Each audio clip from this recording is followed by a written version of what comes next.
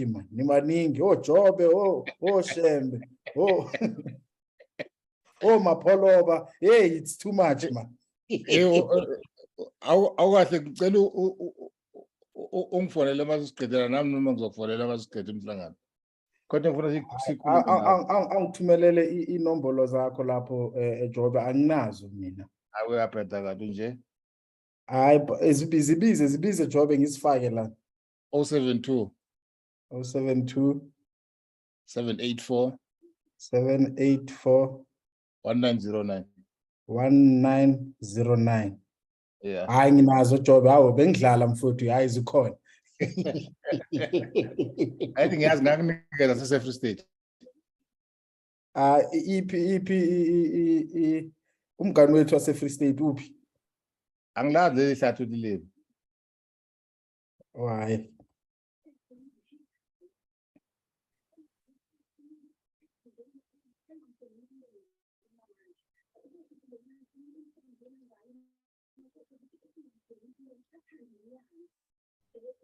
Mr. McDonald.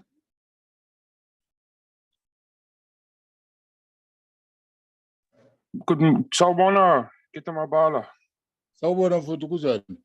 Yeah, I'm good, thank you, my brother. I'm very good. Are you in Cape Town or Free State? In Cape Town. Okay.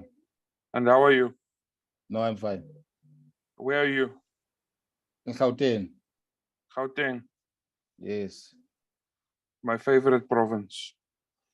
Is your favorite province? Yes. When are you coming to Gauteng? I was there last week. I'm going there again next week. Okay. Let's meet. Yeah, when you are coming to Gauteng, you must phone me. I'll do that. Okay. Good morning, colleagues. Who are Jambas. who are going to phone each other when they're in Gauteng. Yeah, son.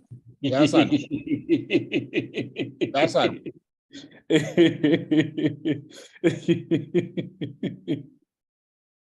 How are you, Ketamaba?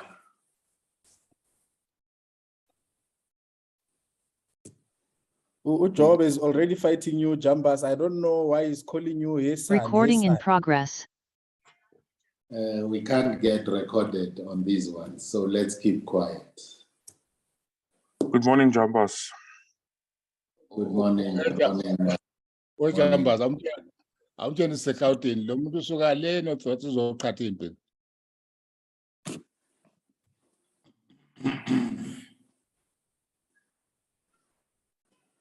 Job, uyangifonela ngo-WhatsApp awukhulumi.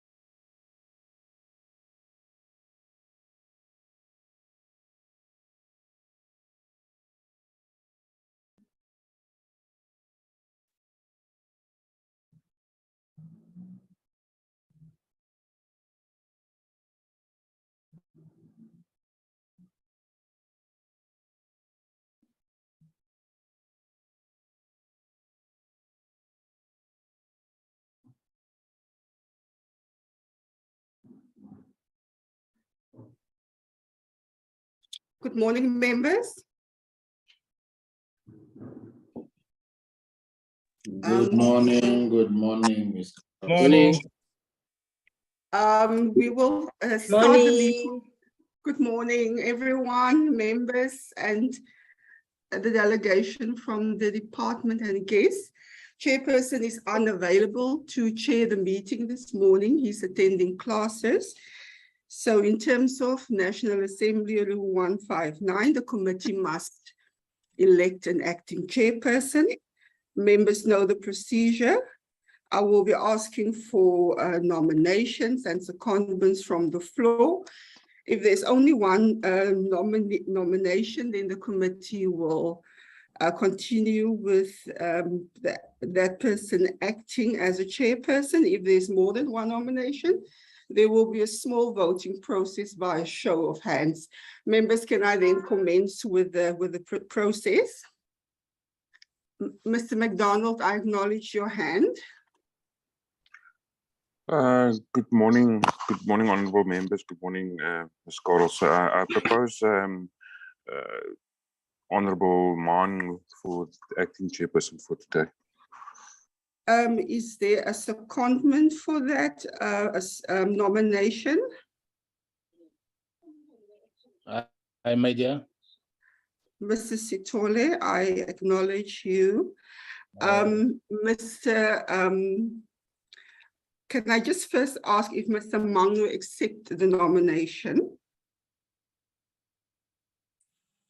Good morning again. Yes, I do accept it. Thank you, Ms. Carlson.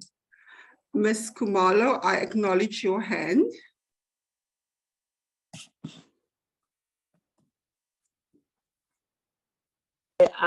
Thank you so much. Good morning, everyone. I do second the nomination of Honorable Mangu to chair the meeting. Thank you. Mr. Hunsinger, I acknowledge your hand. Good morning, Ms. Carls and colleagues. I just want to put on record that I do not have an objection of Mr. Honorable Lisa Mangu chairing this proceedings. Thank you, Ms. Carls. Are there any further nominations? Mr. Mabena, I acknowledge your hand. Good morning, Ms. Carlos. I see Honorable Mangu is dressed for the occasion. So let's not disrupt that process. Mr. Mangu, you may take over the chair. Thank you very much, members. I thought you will deal with Mr. Honorable Mabena because I'm always dressed for the occasion, but I'm sure it was on a lighter note. Good morning, colleagues. Thank you very much for the opportunity to chair the meeting. We will proceed. The agenda is before us. I'm sure we have it. I wouldn't know if we would like it to be flighted, but Honorable Mabena, I see your hand is up, or is it a legacy hand? Good morning, Chairperson. No, it's not legacy hand, it's a new hand. I just wanted to record in the meeting that I'll be leaving the meeting around 10 because I have another engagement that I need to attend. Okay, thank you. I'm sure the Secretariat will note that. And I see Honorable Hunsinger also. Good morning, colleague. You may go ahead, Honorable Hunsinger. Thank you, Acting Chairperson. Chairperson, I have two matters to raise before we start with today's meeting, if you will allow me, with today's agenda, if you would allow me, Chairperson. Yes, please go ahead. Thank you, Chairperson. I'll make it concise. Chairperson, we are confronted with a situation where some of the entities have not submitted their 2021-22 financial annual reports. One of these entities, the Road Accident Fund, has been assisted through two pieces of communication by Minister Mbalula on the 4th of November last year. and on the 30th of March this year to explain why the Road Accident Fund's annual financial statements have not been submitted to date. The first one referred to the Auditor General not being done, and the second one about a court case that was pending. And subsequent to that, in June this year, there was an engagement with the Parliament Constitutional and Legal Services and SCOPA, where the sub judice rule was also considered, as well as reasons why the Road Accident Fund would not and hasn't submitted their financial statements. And during that meeting with SCOPA, that was shortly before the last recess in June 2022, there was a particular finding where the CLSO advised that it is not applicable to use the sub judice rule, and it should not be used to frustrate the oversight process of Parliament. Therefore, Chairperson, I would ask for your consideration in this committee to then get an update on this, so that we know what the situation is. I know there was some process completed within this legal process, Part A, in fact, and that Part B is still pending. But it was stated very clearly by Parliament's Constitutional and Legal Services officers that the oversight function should go ahead, and I think it would be appropriate for us as a committee then to ask for an update on this situation. The second issue, Chairperson, relates to a engagement that we had around the very sad incident of the South African Civil Aviation calibration aircraft crash, and the report that was tabled with the committee in March this year, in fact on the 8th of March, of the Ethiopian Aircraft Accident Investigation Bureau.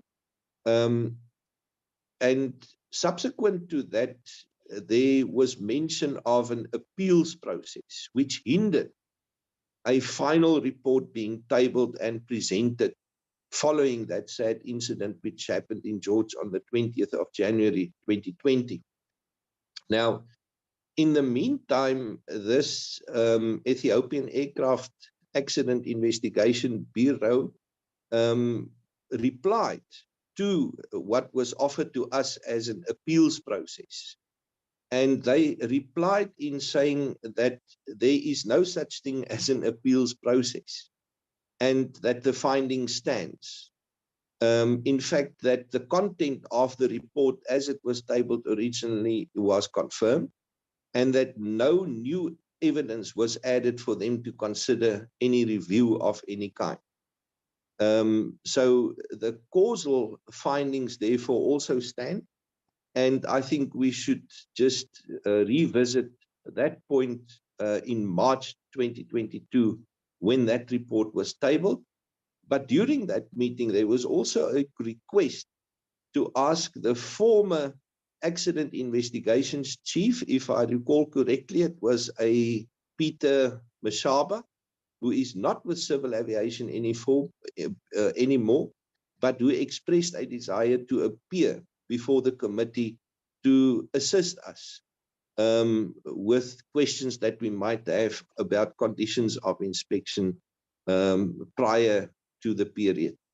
So, Chairperson, those are the two aspects which I submit for consideration for our committee. Thank you, Chair. I appreciate it. Thank you, Honorable Hunsinger, for raising those 2 points. I will make my comments right now before we go into the agenda of today and open up for any comments from other colleagues on my comments. And my comments are very simple, that towards the end of the meeting, we are asking now that Ms. Carelse and our legal advisor look into these two issues and advise us at the end of the meeting as to what the procedure process in terms of rules would entail for us to engage the issues in the way that they have been presented. I think in particular, the first one of the Road Accident Fund.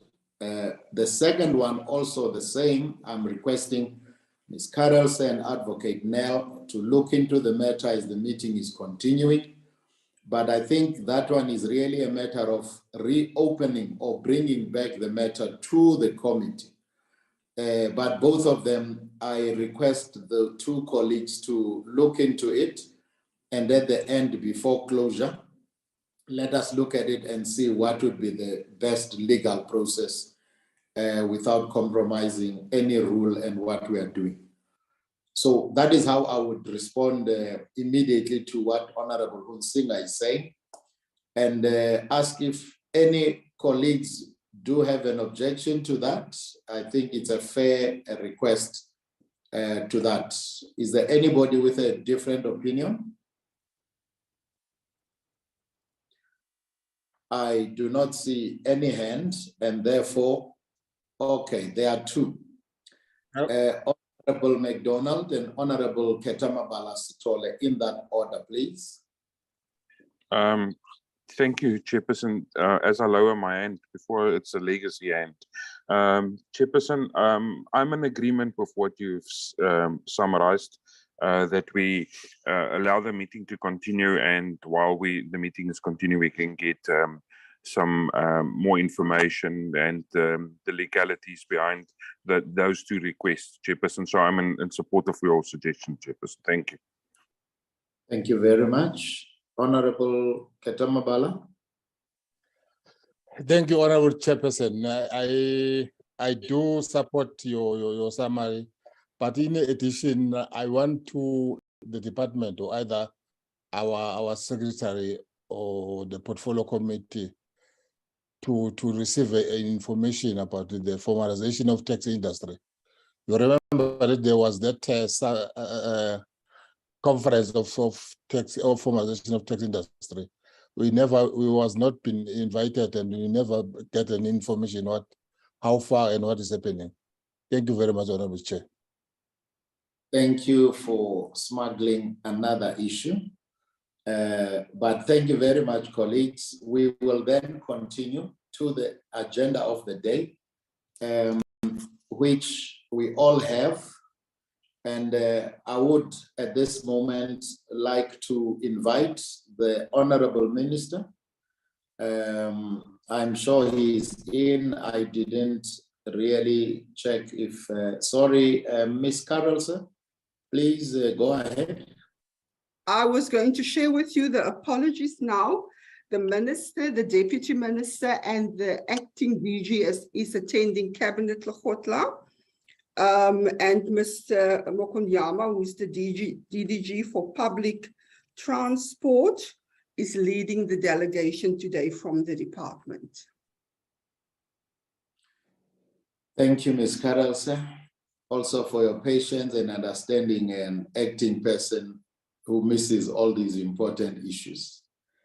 Chairperson, Chairperson, before we continue, Chairperson, I just wanted to ask your indulgence, Chairperson. I'm sorry, I wanted to raise my hand, but I was trying to stop you before we start. Chairperson, I just want to raise one question, Chairperson, and it's just a note.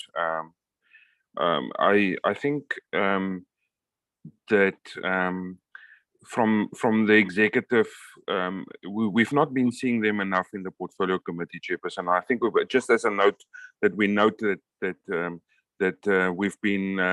we've been stepchildren to the executive for a while, and we would love to have them back. Thank you, Chairperson. Thank you, Honorable McDonald.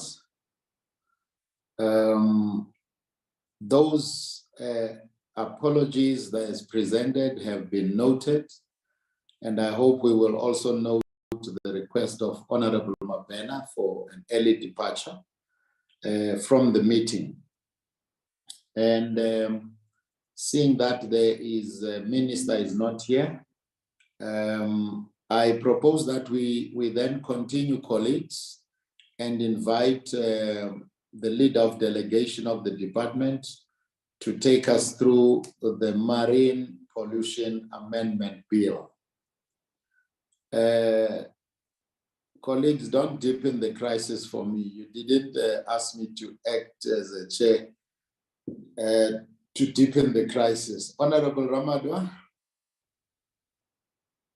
Chairperson, thank you very much. I want to apologize up front. When you start, I was at the doctor's room, so I couldn't start on time. I want to apologize for that.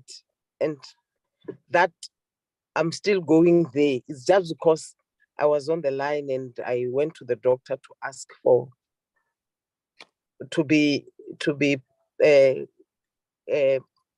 I asked the doctor, in fact, before. So now, if it's possible that I can leave the meeting early and get into the doctor's room again. We wish you well with that visit, and we will understand when you do finish. If you can rejoin, we will also appreciate it. So thank you, Honorable Ramadwa. As you lower your hand, please. I want to assume Ms. Carroll said that we do have a quorum and we can continue with the meeting with all those agendas having been noted. That's correct, Acting Chair. Thank you so much. You said it's DDG Mukonyama who is leading the delegation. Can I invite you, DDG, to take us through the Marine Pollution Amendment Bill? Thank you very much, Chairperson. Honorable Chair and honorable members and colleagues on the platform. Like it has been registered, Chairperson, the Honorable Minister, Honorable Deputy Minister, and the Director General are at the extended cabinet. This is the second day. And I am with the colleagues from the department to deal with the relevant issues on the agenda. Chair, in relation to the first item, the Marine Pollution Amendment Bill, Chairperson, we're bringing this bill to Parliament for consideration and recommendation to the President to approve. What we can say is it's been a long overdue, Chairperson. As you would know, we are signatory to the DDG, sorry, can you find some stability? Your voice keeps on moving away and back so that we don't disrupt you. If you could just find some stability, we'll appreciate it. Thank you so much. Thank you, Chairperson. My apologies. What I will do, first of all, I will switch off the video because I want to believe I've been seen, and then try to see if changing position will not help. Chair, as I continue, I was saying that we're bringing the Marine Pollution Amendment Bill to the Portfolio Committee for consideration and processing it forward to have it approved by the Parliament and then sent to the President for ascension. Chair, you would recall that we are part of the international conventions, in particular in this space, the Convention for the Prevention of Pollution from Ships. There have been quite a number of protocols and annexes to protocols that were approved and recommended to member states by the conventions. And this process is really to domesticate some of those protocols, in particular, the issues of emissions and the issues of sewer spillages, Chair. I am with the colleagues from the Maritime Branch, Mr. Dumisani Ntuli, in the meeting, and I'll request him to take you through, Chairperson, in terms of clause-by-clause explanation. Thank you very much. Mr. Ntuli, if you hear me through you, Chairperson, he can then start. Yes, it's okay, DDG, let it flow. You will announce them as you want them to do so that we can quickly go through it. Thank you.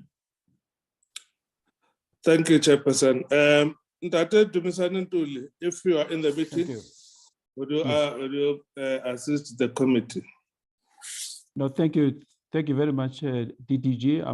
May I also take the opportunity to indicate that we also have an acting DDG for Maritime Transport, Ms. Etsepiso Mashilwane, whom I understand she wanted to greet the meeting, and I can proceed to make the presentation thereafter. So through you, DDG, may I see whether Ms. Mashilwane can speak? Thank you. Good morning to the acting chairperson of the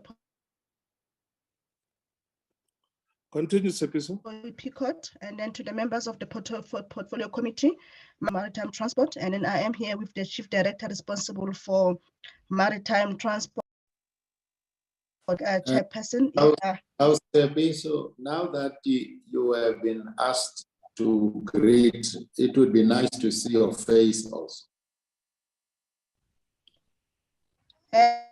Thank you, Chairperson. I am also trying to share the screen in terms of the presentation. I just wanted to check so that we can just flow with the process. No, we can see the face now. So the presentation was already up, but please go ahead. Thank you, Chairperson. And as I've indicated, Mr. Ntuli will do the actual amendments that we are requesting. And then the acting DG has indicated that we are here for the amendments of the two protocols in terms of Annexure 4 and then Annexure 5, Annexure 6 of the bill. And we are here to say that we are requesting the portfolio to approve that we can take this bill and then it can be presented for before Parliament. We are members of the IMO, which is the International Maritime Organization. And then this protocol or this convention was adopted way back in 1973. And then there were 5 annexes that have been done to date, and then in up to 1997. And then there is a new amendment, which is Annexure 6. And then as we do into Annexure 6, we're saying that Annexure 4, it is about, as the 18 DGs indicated, it is about how then do we regulate as a country or as a maritime nation, the activities for treatment and safe disposal of the sewage from ships. And then also now MAPOL Annex 6 is the main global instrument that addresses ship energy. And then as we do that one, we are also saying that how much are we able to reduce our footprint in terms of the carbon footprints, taking into consideration that shipping also make a contribution in terms of the greenhouse gases emissions. So that is the main purpose of us now here and saying that we would want to incorporate those 2 annexes so that they can we can be able to properly regulate them in South Africa. We are saying, acting chairperson and members of the PICOT, that by us incorporating these 2 annexes, which are from MAPOL, these are the benefits that we foresee as a country, that we will be able to restrict the discharge of sewage, and then will then reduce the nutrient loads. And then some of these nutrients loads, once the capacity is too high, we see a death in terms of our fisheries and some of the marine life. Sorry for that. Your presentation is in one slide. I don't know if on your side, are you moving further down so that we could follow where you are? Because I think you have passed the presentation overview, which is what is still displayed at the moment. Chairperson, I am now on the benefits, and I am not sure now. Colleagues, are you all seeing that one slide, still the presentation overview? You're on the right page, Yes, Chairperson. Chair. You're on the right page. Yeah, that's true. I am on the benefits of the incorporation. Chairperson, if I can make a suggestion, Chairperson, can we not ask the Secretariat to share the presentation? Because this presentation is not moving, Chairperson. It's not moving because it's not on slideshow, Chairperson. If you can move to slideshow, then we will be able to begin to then see the slides moving. Okay, sorry, so let's just address that so that we could follow you. Sorry for that interruption, but it's important that we follow you properly. Chairperson, if I'm allowed, can I just confirm that I am on the objectives of the marine pollution, the slide that is the heading? Yes, it is on objectives now. Yes. Okay. Apologies for that one, Chairperson, acting Chairperson, and then to the rest of the members. We are saying that the objectives of the marine pollution prevention, it is for us now to saying that we are incorporating or introducing about 7 new clauses, and then Ms. Tintulu will take us through those 7 new clauses. But then we are saying that in terms of Annexure 4, it is about us as a maritime nation being able to regulate the activities for the treatment of and safe disposal of the sewage from ships. There is this sewage there is an overload of this sewage in our ecosystem, which is the marine ecosystem. It tends to disrupt the life cycle of those marine life, and then we see them dying. And then in terms of the MAPON Annexure 6, we are saying that it is the main global instrument that addresses ship energy, and then as well as saying that how do we manage our carbon footprint as a nation by reducing the greenhouse gases emissions. And as we do that one, being able to incorporate this annexure into the bill as amendments to the bill, then we will be having those will be having the capacity or the capability as a country to be able to enforce these protocols. We are saying also to members of the portfolio committee, saying that the benefits of this incorporation of the Annexure 4 as well as Annexure 6 is to saying that by allowing us to be able to restrict the discharge of this sewage into the sewage from the ships into our ocean ecosystem, because then it will reduce the nutrient loss, and then once we see that happening, it usually leads to death or demise of the marine ecosystem in terms of their life cycle. We are saying that the prevention as well as reduction and control of the marine pollution from the air or indirectly through the air. And then as we do that, we are also going to preserve the maritime environment. And we are saying through the complete elimination by pollution by oil and other harmful substances, we are also minimizing the accidental discharge of such substances. And then it also leads to saying that we have a clean environment, and then it is for the benefit of humankind for us to be able to reduce that emissions into the air. And ships will then be required to use the fuel with no more than 0.50 sulfur content. And then they can also use approved fuel system. And then that system is usually referred to as scrubbers. We have had some studies that are started with our counterparts from the institution like the CSIR as well as the universities to find more ways and then benefits of then how then do we safely use these scrubbers without adding other problems like your marine pollution into the more especially into the port system. So we are working in collaboration with those institution members so that we can find solutions that will allow us to use those alternative fuel treatment systems. In terms of the amendments, Chairperson, we have got about 7 clauses that we are looking into saying incorporating as into the bill. And then I will then allow Ms. Tintulu to take us into the actual technical definitions, which is about the convention. It is about us now being able to saying that how then do we include this definition of the convention into the bill. Ms. Tintulu, over to you, and then I will still be moving with the slides. Thank you, Ms. Mashilwane, and thank you, Acting Chairperson. I hope that we are all on the slide reflecting proposed amendments, And if that is so, we would like to take the members through the proposed amendments. Firstly, clause 1, we are proposing an inclusion of a definition to include annexes 4 and 6 in the definition of the convention. So the amendment that we would make in this case would be, would read as follows: the convention, the definition of the convention so as to expand it to cater for annexes, regulations, and protocols which will now form part of this bill. So we have reflected how it would look like. So the new definition of a convention would then read as follows. It would mean the International Convention for the Prevention of Pollution from Ships, 1973, as amended by the Protocol of 1978, adopted by the Intergovernmental Maritime Consultative Organization in London, 17 February 1978, including any annexes, regulations, and protocols which are issued in terms thereof and set out in the schedule. So the benefit of having this then would be to include the annexes that were not included when South Africa adopted the convention. Next slide, please. Clause 2,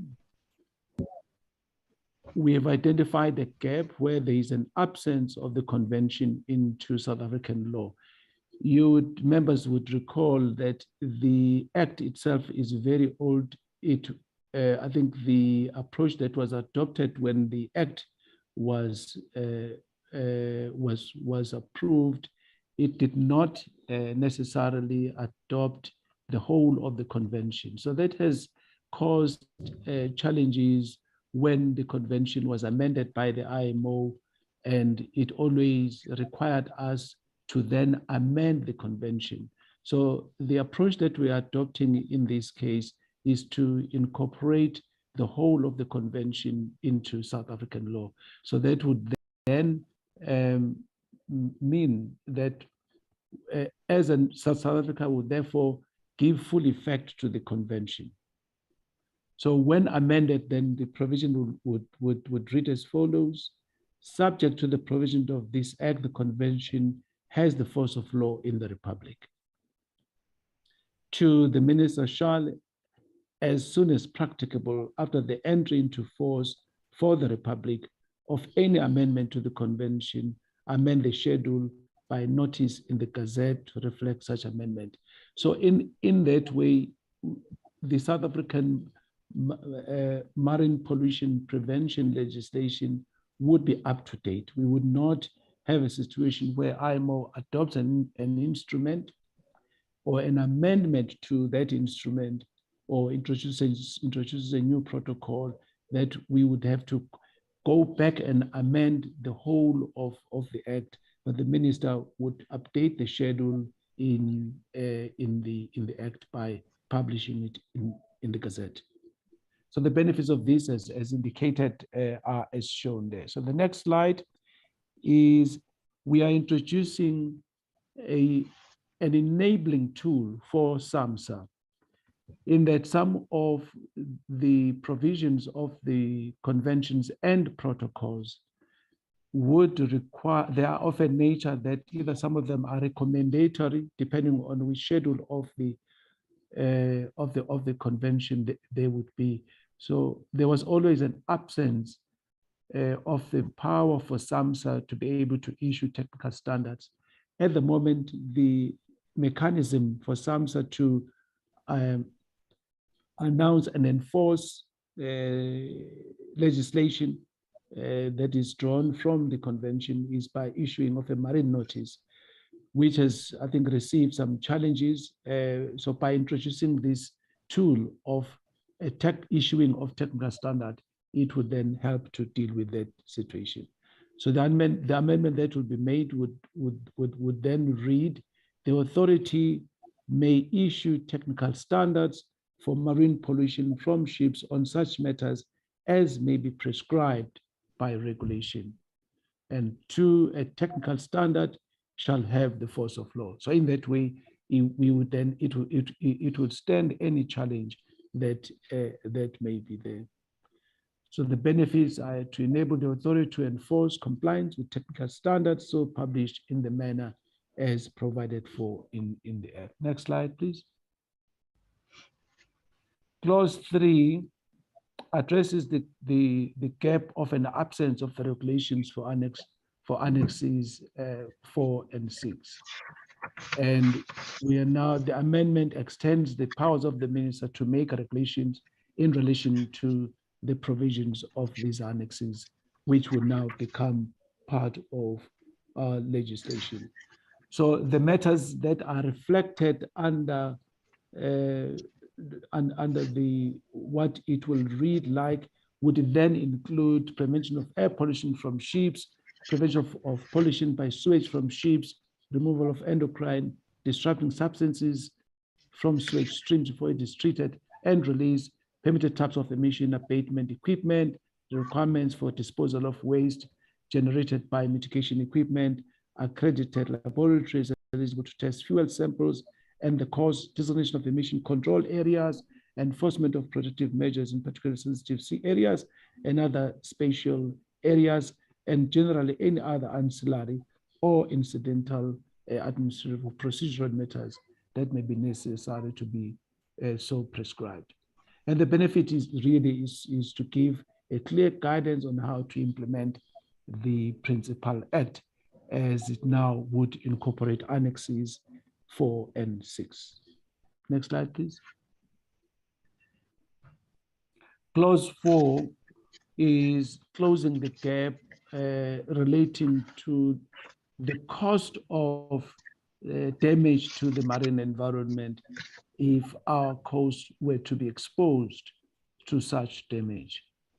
At the moment, the ceiling for fines is at the level of 500,000, and but on the other marine environment legislation like the NEMA, which is which is the legislation managed by our sister department, DEF, already is at a much higher level.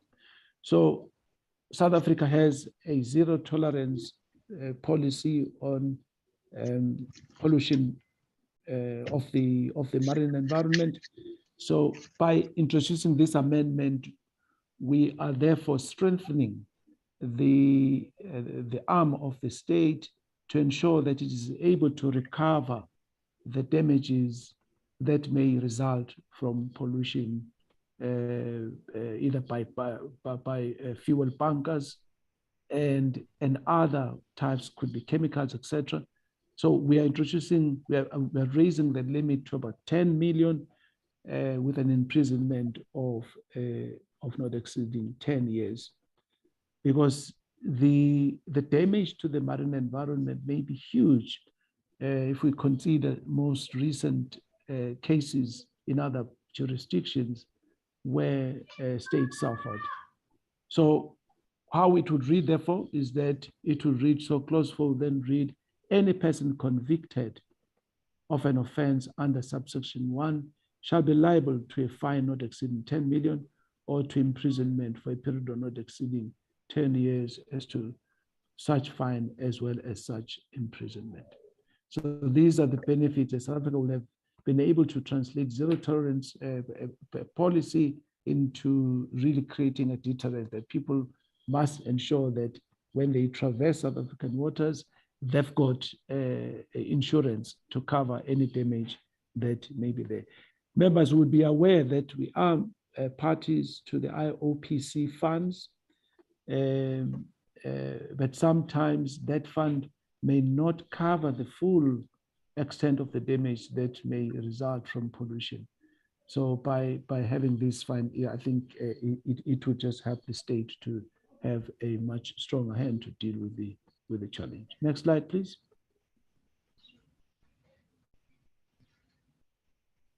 Clause 5, for strange reasons, this act did not have the power of the minister to establish advisory committees. So this amendment affords the minister that power to be able to establish these advisory committees, and how it would look like. Then the minister would have the power to appoint advisory committee to advise him or her in regard to any particular matter dealt with by this act, conclude cooperative agreement with other states. As members will be aware that it is the duty of the executive to enter into cooperation agreements with other states. In the case of marine pollution, it is critical that the South Africa must work in cooperation with other states, because oil is a moving matter. If South African waters are polluted, Mozambican waters would, Namibian waters would. So that cooperation agreement becomes therefore important. And also the minister would have the power to delegate or assign any duty to any official of the department in regard to any matter dealt with by this act. So this was really an anomaly where the minister did not have such power to be able to exercise. So this is just to update the legislation to include that. And those are the benefits, in that the minister would now be able to ensure the implementation of the convention through cooperation with other parties to the convention, and he will be able to assign officials specific duties to undertake. Next slide, please.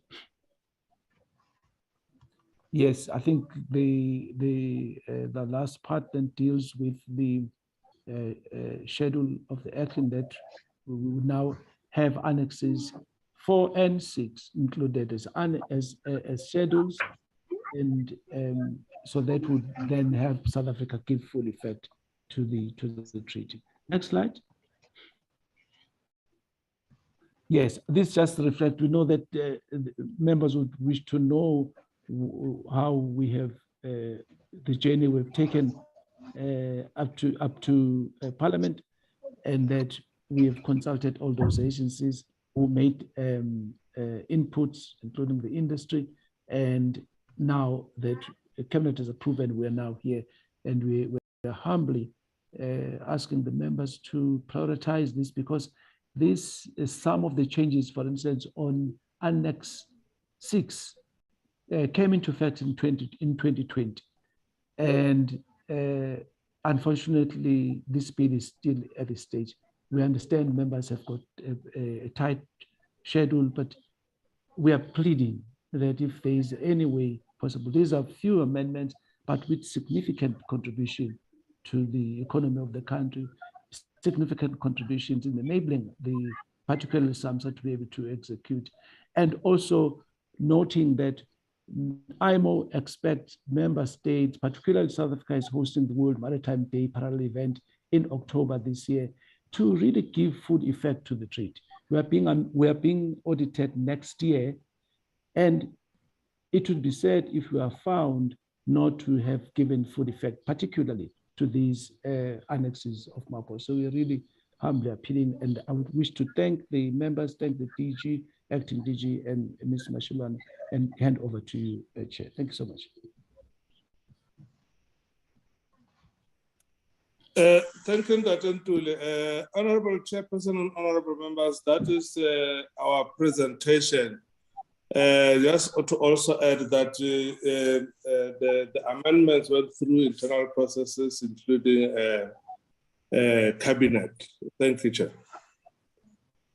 Thank you very much, DDG. Thank you, Nduli, and the acting DDG, Madam there. Colleagues, there is the presentation, and it is now your opportunity to engage on the presentation. Can I see hands? The hands that I see before me are Honorable Hunsinger, Honorable Lawrence MacDonald, Honorable Ketamabala Sitole. Those are the three hands. I see also Honorable Noluchungu, So in that order, colleagues, Honorable Hunsinga, Honorable MacDonald, Honorable Ketamabala Stole, last but not least, in this round, Honorable Noluchungu. Please go ahead. Thank you, Chairperson, and thank you to the department, in particular DDG Mokonyama and all the presenters. Chairperson, just clarity. We received some detail on how this would be implemented in terms of local legislation, with emphasis on annexes or Annex 4 and 6 of MARPOL or IMO. I didn't hear much about Annex 5. Is Annex 5 also hereby included? In other words, are we talking 4 to 6? And what about the other annexes, since I believe we are currently into an Annex 9 already? So just clarity on where we are, what we are considering in particular, and if not the whole range, where are we in relation to the rest, in particular because of the audit, and what does the audit entail, and how would a non-compliance in a worst case scenario affect such a compliance assessment? Thank you, Chair. Thank you, Honorable Hunsinga. Honorable MacDonald. Thank you, Chairperson, and thank you for the department presentation. Chairperson, let me just preempt by saying there's no other way but for me to support the amendments, because the ocean and the ocean's economy is very important to South Africa. So with that, I support the amendments to the bill. I also support what Honorable Hunsinga said. But Chairperson, in South Africa is unique in all its ways. And I'm finding it, there's a question. How many fines have we actually issued with the current legislation that we have for pollution? Because we have many laws and we seem to be fighting we lack in the implementation and the policing of these laws. So I just wanted to just touch on that and how this will assist us in the policing of this pollution. Thank you, Chairperson. Thank you, Honorable MacDonald. Honorable Ketamabala, I don't know if you are back. I saw you were kicked out. Are you there? Yeah, I'm back. Yes, please go ahead. Thank you, Honorable Chairperson. Honorable Chairperson, first of all, I want to thank the department for highlighting what they have been highlighted. But I'm trying to check, Honorable Chairperson, because Honorable Hunsinga has been touched on it there.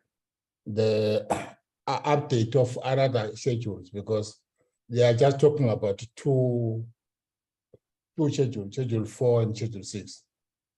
I'm trying to check what about another schedule. And the other one, Chairperson, that I'm trying to check, why they don't actually give us the full act and see where can we amend and how can we amend it. Because if they just give us this Schedule 5 without looking the whole act. And then the other, Chairperson, I'm trying to check the compliance from other countries, because according to the report, they say South Africa would have been able to translate the zero tolerance of pollution. I'm trying to check other countries if their fine, if the fine is more than 2 million or more than a million. What about those 500,000 which have been actually scheduled before? Thank you very much, Honorable Chair. Thank you, Honorable Stole. Honorable Noluchungu. Thank you, Chair, and good morning to everyone. Let me also join my colleagues and welcome the presentation. Chair, I've been covered by the main and the latter speaker, But mine, I just want to add the issue of the appointment of the advisory committee. How have they been monitoring this before? And why has it taken them this long to identify the gaps? Thank you, Chair. Thank you very much, honorable members. Acting DG Mukonyama and your team, I'm sure you have heard the questions and some comments. The floor is yours to respond. Thank you, Honorable Chairperson and honorable members for the questions. I'll allow the technical team to deal with the substantive technical issues, and then probably we'll check at the end and then provide some closure. Thanks. Tadentul.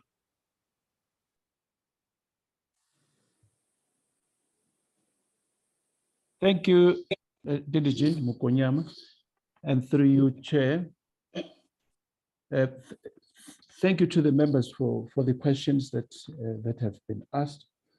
And just to bring comfort to the members that the current Act does incorporate the other annexes that we have not referred to, and in this case, annexes 1, 2, 3, and 5.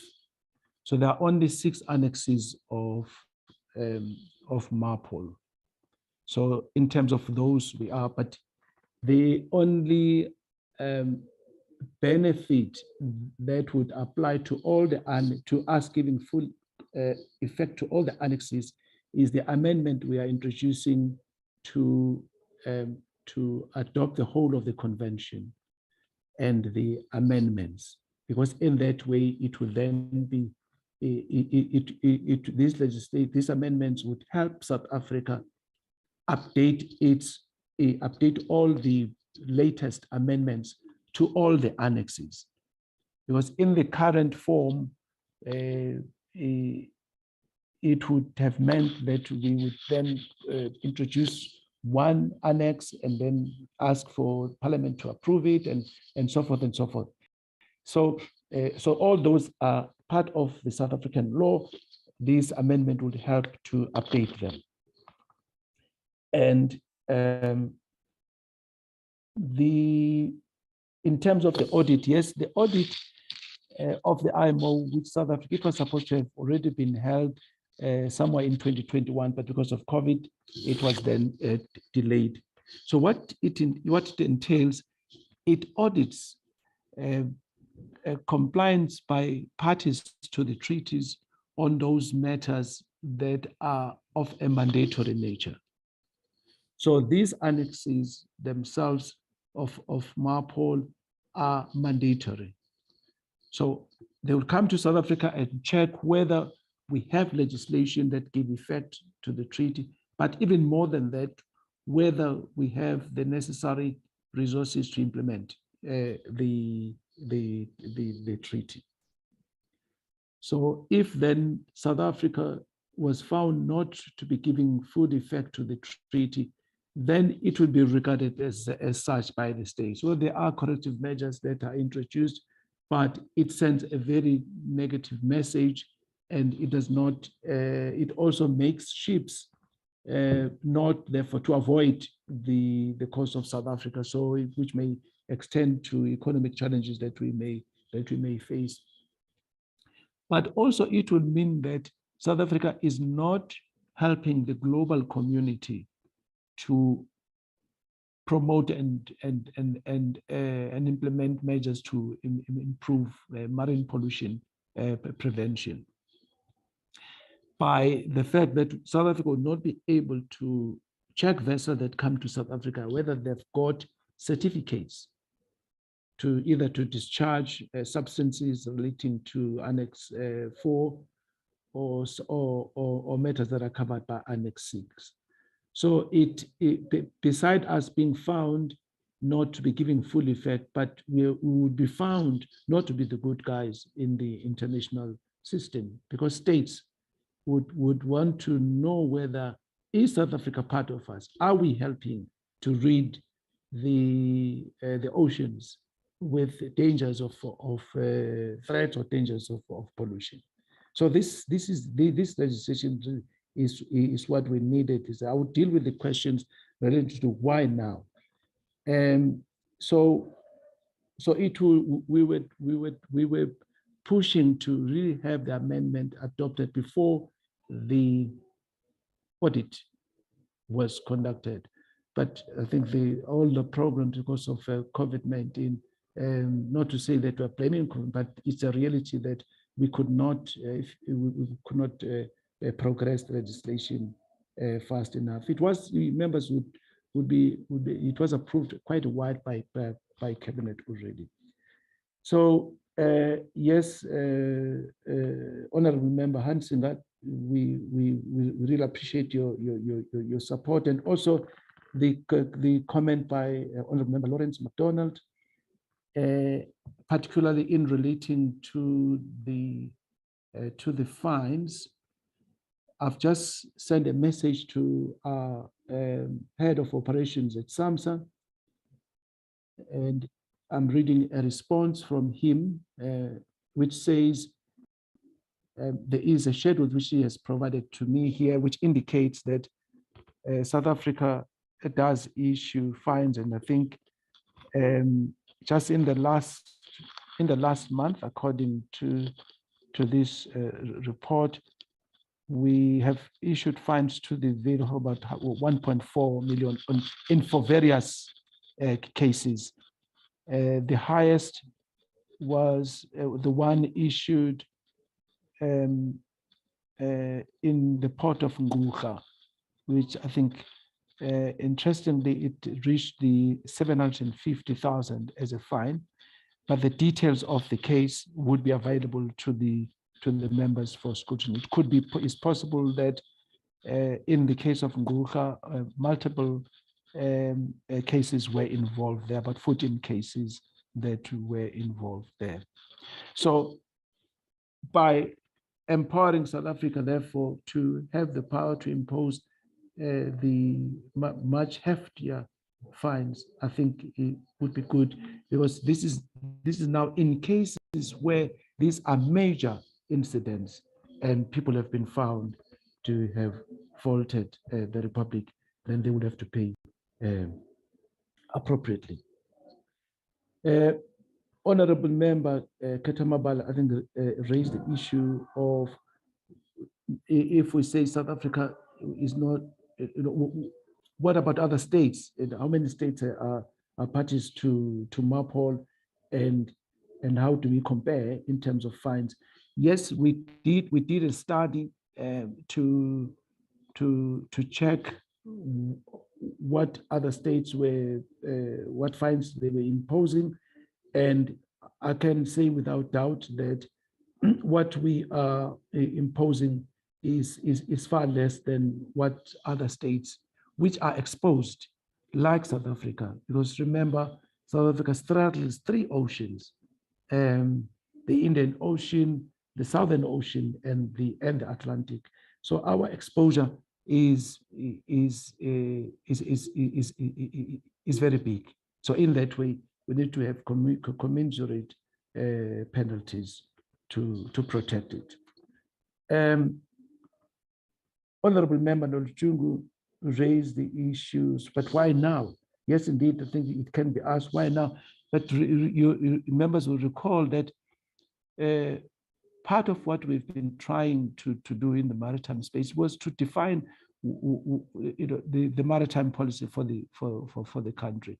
It is only in 2017 that South Africa now has the comprehensive maritime transport policy, which then articulates and clarifies some of the issues that may not have been clear for such pieces of legislation to be prioritized.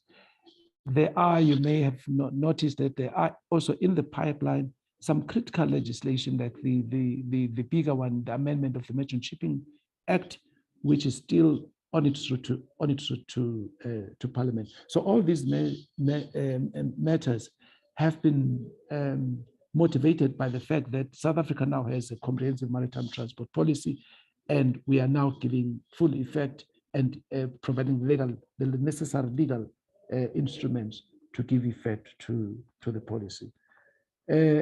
So I think I would end here, Leader of Delegation, Mr. Mukonyama, as our response to the members. Thank you. Chair, Honorable Chair, I think that tool has dealt with the majority of the issues and the questions. Chair, just to re-emphasize the issue of if we are part of the convention and we don't domesticate some of the protocols, the worst case scenario might even be kicked out of some of those organizations. But you would know, Chairperson, almost on a regular basis when there are opportunities to lead, even in the IMO Council. If you are not necessarily complying with some of the conventions, it becomes very hard to participate in that space, Chair. And then I think just to also emphasize that we do not have a problem to submit the principal act if it was not submitted to the committee. We shall make sure that Mayor Valerie gets it as soon as possible, just for members to compare. Thanks, Chair. Thank you very much, Acting DG. Colleagues, those are the responses. Can I check if we've exhausted our time allocated for this item? However, we started a bit late. Is there any other issue, colleagues, follow up or somebody who missed out on the first round? I will give that opportunity. I don't see any show of hands. Therefore, it suggests that we are comfortable. Thank you so much, colleagues. Thank you, Team Transport. We appreciate it. I think it was straightforward. As a way of update to everybody, can I invite Ms. Karelse just to tell us the process going forward from now on, taking into consideration the deliberations at the last portfolio committee on our schedule and the bills before us. I didn't prepare her, but I know she's always prepared. Ms. Karelse? Thank you, Acting Chair. I want to specifically speak about this bill. Members will remember in terms of procedure, the next step for this bill will be the committee decide on the motion of the desirability for this bill and the public participation process. So the motion of desirability will be scheduled for next week, and then thereafter we will then start the invitation process for the submission on the bill based on members' decision. That is the next step for this bill. And the processing of the bill will obviously depend on how fast the committee process the other bills, which is the Railway Safety Bill, the Transport Appeal Tribunal Bill that's currently before the committee. That is basically it on the bills. Thank you very much, Ms. Karelse. I thought it was very important. Honorable Hunsinger, you are recognized. Thank you, Chairperson. Acting Chair, I would want to propose that we really fast track this bill. I think this is probably of the bills currently with the portfolio committee that has the highest possibility of getting fast track, given the approval and the framework which has just been presented to us. Therefore, I do know that a motion of desirability needs to be cleared. But given the consensus which we have around the table in this current forum, you know, whether approval from where we stand now cannot be, whether this cannot be transferred into the motion so that we save a week.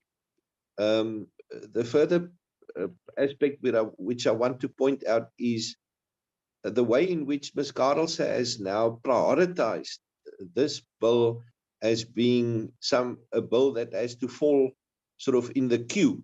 I do not favor. I think this bill can be prioritized. The other bills are more technical and have shown in public participation involvement that there are more issues that we need to consider. I also know that this is a Section 76 bill, which means it has to go through the provinces with the NCOP, and therefore would also have extended time. What hastens me to have this sort of urgency is the inspection, which can be detrimental to us. It's important for our economic prospects to rather encourage being updated on international requirements.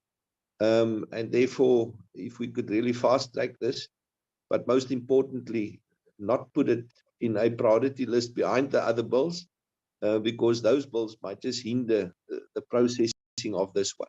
But that we rather put them next to each other and see how fast we can get this one through. Thank you, Chair. Thank you very much, Honorable Hunsinger. I recognize Honorable McDonald. Thank you, Chairperson. Let me lower my hand. Chairperson, after the submission of Honorable Hunsinger, I'm not opposed that we use the current time that we have and just say that on a motion of desirability that this bill is desired, so that we, as Honorable Hunsinger said, let's save a week and let the bill, so that we can get started with this bill and see how far we can get with it, because it's very important for the oceans economy. It's very important for the people of South Africa, and I think let's save a week here and use the opportunity that we have and agree that this bill is needed. Thank you, Chairperson.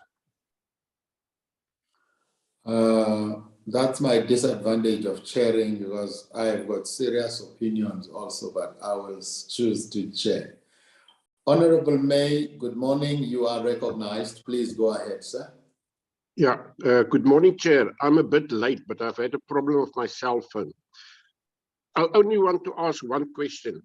They say, I've read somewhere that only ships carrying oil in bulk as cargo, they must be insured, but if it's less than 2,000 tons, it's not necessary. In such a case, who's responsible for the damage? I would like to know. Thank you. All right, Honorable May, thank you. Your apology is accepted. And let us dispose of the question of Honorable May quickly. Ndadenduli, I hope you have picked it up. And then we will go back to the comments that have been made by the two colleagues and call upon Ms. Karelse and Advocate Nell to assist us there. Thank you very much. Theophilus Nduli. I like the one of Theophilus. It sounds biblical. Thank you, Honorable Chair, Acting Chair. No, thank you so much. Yes, well, the convention itself covers covers ships that trade on global oceans. So this is for trading vessels, but vessels that would trade in the domestic environment, there will be special dispensation for that, but the principle of polluter pays still applies, and this has been shown by the cases that we have handled with Samsa, where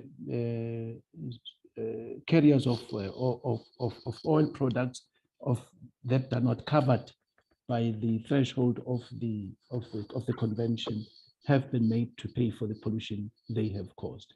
I think so there is no exposure that the country has in relation to domestic fleet that is well managed by the Maritime Safety Authority, and we can provide further information. But I thank you, Mr. Chairperson. Thank you very much, Mr. Theophilus Nduli. That disposes of the questions, and I'm very aware of the time that we have set ourselves for the meeting, and I'm fully aware of the issues that are raised, which are very unconventional, but obviously in trying to assist the process, I don't see why we should not consider them. So can I invite once more Ms. Carelse and whoever else in the team, maybe advocate, to advise in the proposal that have been put on the table, that we bring forward the motion of desirability of the bill, and so that the next week we deal with something else or as the program permits. Ms. Carlson? That's a member's decision, the meeting coordinates. So what I can do is, because I don't want you to be unprepared, Mr. Mangu, I'm going to forward a copy of the motion to yourself and to the members. So when you do the minutes, you can read the motion. And if members agree, that will be then it on the motion of the desirability on the bill. And then if members then also can discuss the or agree on a decision that the bill can be advertised for public comment, that can also happen.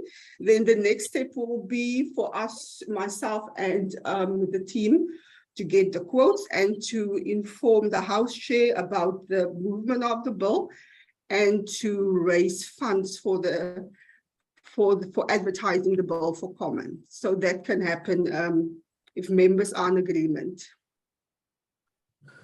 100%, the members are in agreement, and we will deal with it before we close the meeting. You can do all the necessary preparation, as you were also not prepared for it.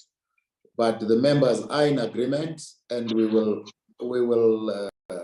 clean it up properly before we adjourn the meeting today. So thank you so much. Thank you once more, Team Transport, who was presenting to us on that one. We therefore now step down to the next agenda item, which is the briefing by the Department of Transport on its first quarter expenditure for 2020-2023. And I call upon Acting DG Mukonyama to lead us also in this one. I'm sure you are going to do very well in time, but in case you are not sure, let me give you a time so that you can pace yourself very well. We will give you 25 minutes presentation. And thereafter, we will take interaction of colleagues. 25 minutes on the first quarter expenditure report, which starts now. Thank you so much. Thank you very much, Honorable Chairperson. Honorable Chairperson, this item shall be led by Sarah Mansi, our head for strategic planning and monitoring. And then the presentation is combined with the expenditure report that shall be then presented by the CFO. And like you have said, Chairperson, I'm sure the colleagues can break that record, can do it in less than 25 minutes. Thanks. Musa?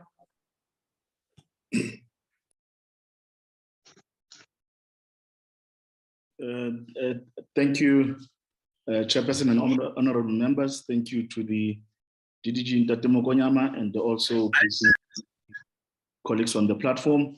We will try to break the record and move quicker and consider the report as read. Chairperson, we are going to be looking at the performance of the department, and we also have preliminary information in terms of our service delivery space that we have received from our entities. We'll just take a synopsis of a few of them just to provide additional information on it.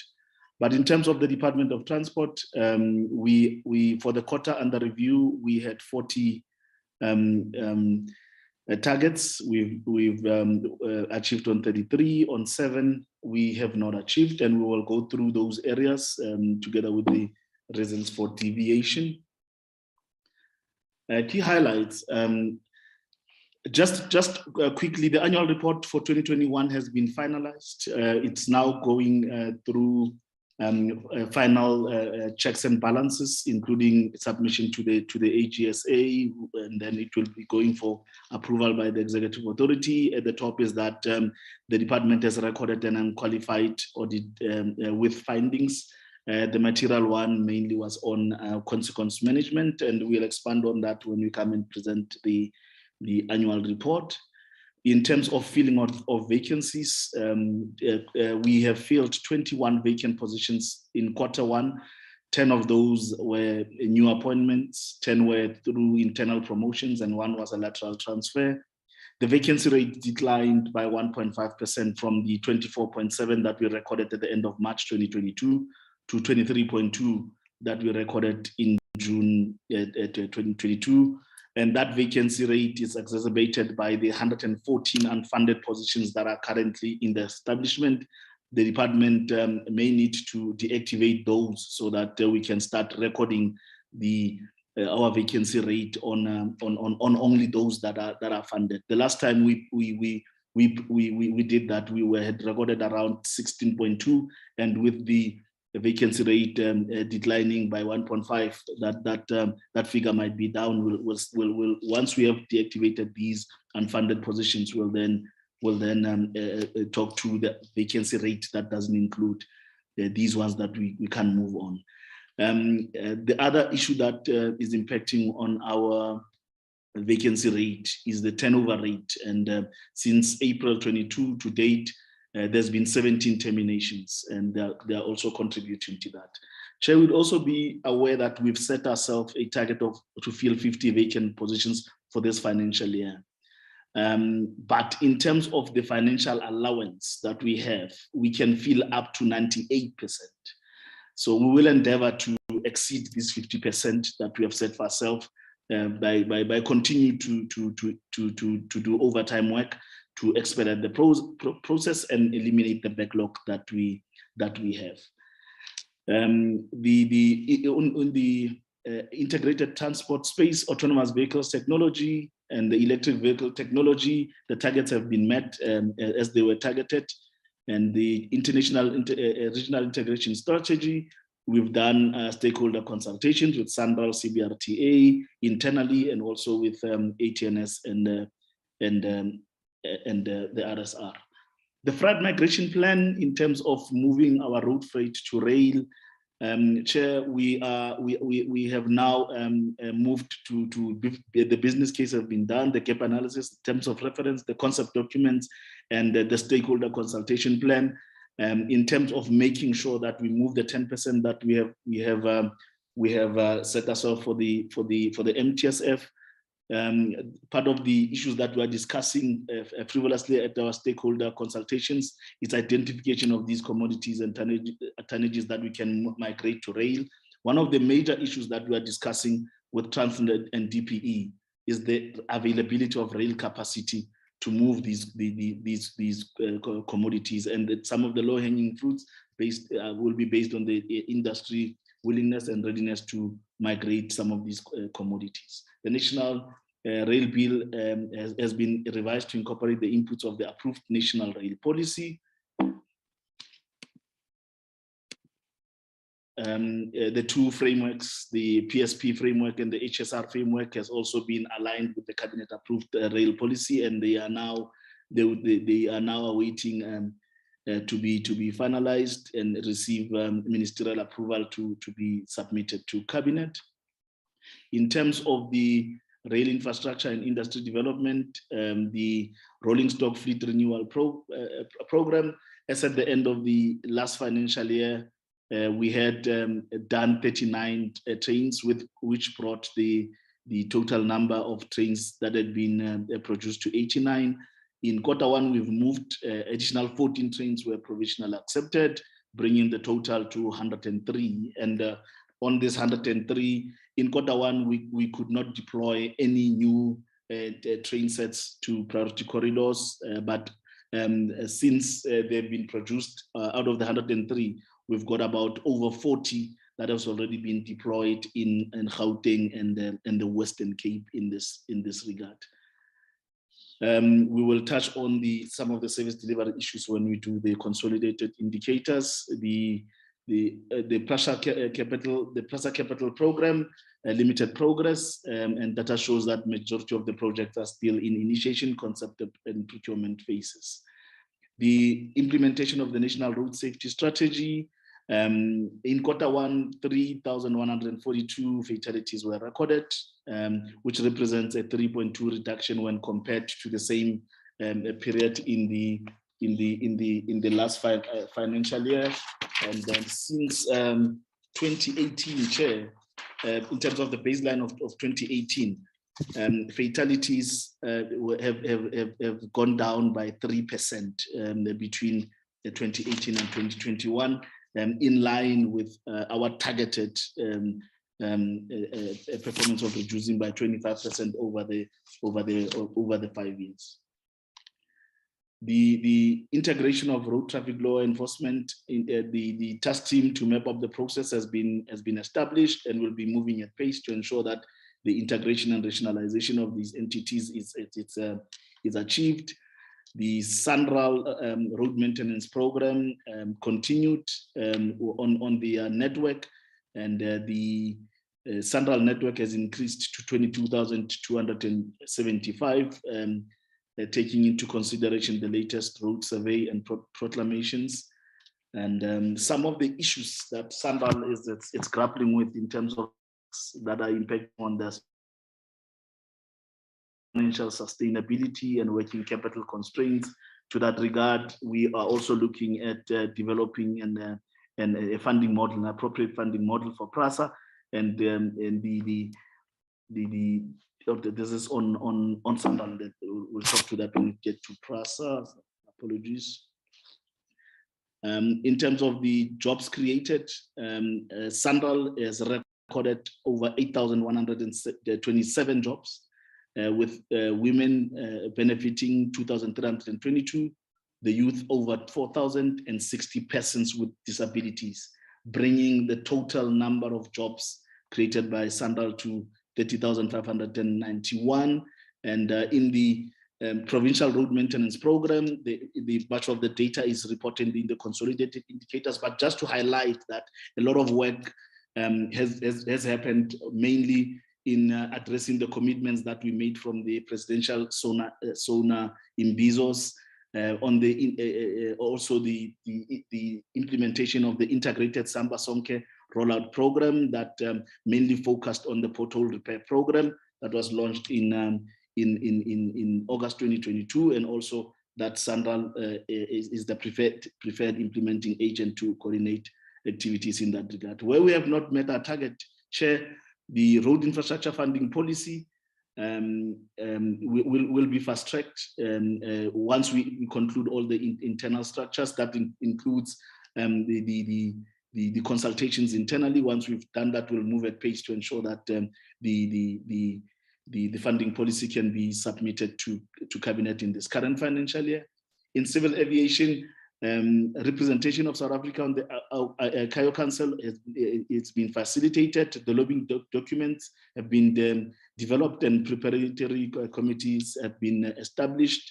And in terms of the state of aviation accidents and incidents in South Africa, a total of 5 cumulative fatalities recorded in Q1, indicating a decrease of 5 fatalities when compared to the same period last year. This is due to the momentum that is created by the implementation of the aviation safety strategy, with the department in consultation with SACA has started implementing. The draft aeronautical maritime search and rescue bill has been tabled to the SASA Executive Committee for comments. In terms of maritime, the Maritime Development Fund bill has been signed by the Minister to submit to Cabinet. The Oceans Economy Master Plan, it's going ahead. We have not finalized it. However, a draft report has been developed in this regard. And the MTM delivery unit is in the process to submit the updated 3-food plan documents to DPME. And just to move quickly on areas where we have not met our target, the merchant shipping bill, we were supposed to have received approval to submit to Cabinet. However, it's still undergoing clusters. It has already passed the SA cluster, and it's now en route to the ICTS cluster, which is going to be fast-tracked, and then so that we can be able to be ready for submission to Cabinet in the second quarter. The maritime security strategy as well. Consultations have happened, but in terms of our technical indicators, we missed our consultations with SARS and Department of Health. We will continue ensuring that we consult those and we move in that regard. On the IPTN space, we have met with a number of cities. Mangaung, members would be aware that we also did an oversight visit to Mangaung, and they have revised their implementation plan. We anticipate that they are going to start rolling out their phase ones in October of this financial year. Just also at the top that in terms of the allegations of corruptions and fraud and corruption, there is a forensic investigation that has been commissioned in Mangaung, and we expect the report at the end of September. And also in Rustenburg, we did an oversight visit, and there's also a forensic investigation that is happening on the Rustenburg IPTN. We have also revised their implementation plan, and they will be one of the cities that have that will be fast tracked for implementation of their phase one operations before the end of the financial year. The only city that we is reporting delays that are really worrying, it's eThekwini, and they have committed to develop a business plan and to negotiate with the affected operators and agree on compensation so that they can also finalize their construction and start their operations. And Nelson Mandela Bay bilateral was also held, including Cape Town in this regard. The average weekday passenger trips recorded across the cities, you'll see there that Cape Town has got around 56,000, followed by Johannesburg at 34,000, and Polokwane is currently at 822. Quickly on the PTOC, Chair, the PTOC, these are the routes that are subsidized, and the kilometers and the trips that are subsidized. The transfers, the total allocation for the current financial year stands at around 7 billion. The transfers between May and August stands at around 2.6 to date, in line with the approved payment schedule. The number of passengers that are benefiting from PTOC across 9 provinces stands at around 56.9 million. We currently have about 108 subsidized contracts and 19 unsubsidized contracts in this regard. The challenges remain insufficient funding for the program. There are a number of contracts that are old, and in terms of the governance in this space also, some of the provinces are incurring irregular expenditure with regard to extensions of these old contracts. The taxi recap in the quarter under review, we have scrapped 519, and as stated in the previous meeting, we will be introducing a cutoff date to urge operators to submit, and also continue to explore further measures that are going to improve the uptake for scrapping. In terms of the Sova-Kalula, 2,601 bicycles were distributed in the quarter under reviewed. If I move quicker, the rollout of the integrated single ticketing system was supposed to have been implemented in one city. which is Rustenburg. That has delayed due to the delay in the launching. And once they have launched their services, we will then be doing that one. In terms of the NPTR space, the business case, gap analysis, and draft terms of reference were developed, and the NPTR committee has been finalized, and it started work. It's just that the information came after the reporting period, but in terms of our red flags process, these two are not giving us any problem. They will be catching up in the next financial year. The subsidy policy as well, we just awaiting the CS certificate from DPME. From our side, we've concluded all the work that we're supposed to have done, and we will just move as soon as we receive the certificate from DPME. With regard to the funding model, we are also in consultations with the National Treasury. We are continuing to engage with them to ensure that we move quicker to finalize the transport funding model framework. In terms of the consolidated indicators, very quickly, from the PRASA point of view, the 14 train sets, we talked to them. In terms of additional information that we will report fully in the next quarter, preliminary information at our disposal is that train performance, we had about 16,000 trains that were scheduled. About 14,000 of those ran, about 2,300 were cancelled, and about 4,000 of those trains were delayed. And the passenger trips, we have recorded about 2.18 million against the target of 5.6, which records a 61% variance. But most of this is slower than anticipated as resumption of the corridors that we have targeted to recover, and also the floods that have impacted the operations in KZN. The other information in terms of the rail safety occurrences, only 37 were reported under the period under review. In terms of the rail security, 349 rail security occurrences have also been recorded. As stated, some of the risks in the space of PRASA include financial sustainabilities, encroachment onto the rail infrastructure and rail reserves, and the theft and vandalism. And we have mitigations that will be implementing over the financial year to ensure that we meet our targeted numbers. The other information, Chair, I'm going to consider as read, and we will then respond to questions as it will be coming, as the presentation was also circulated, Chair, so that I can save time on this one. I will then move over to the CFO so that he can take us through the expenditure report, Chair. Thank you, Chair, through you, and greetings, honorable members. I'll proceed from this slide as indicated by my colleagues.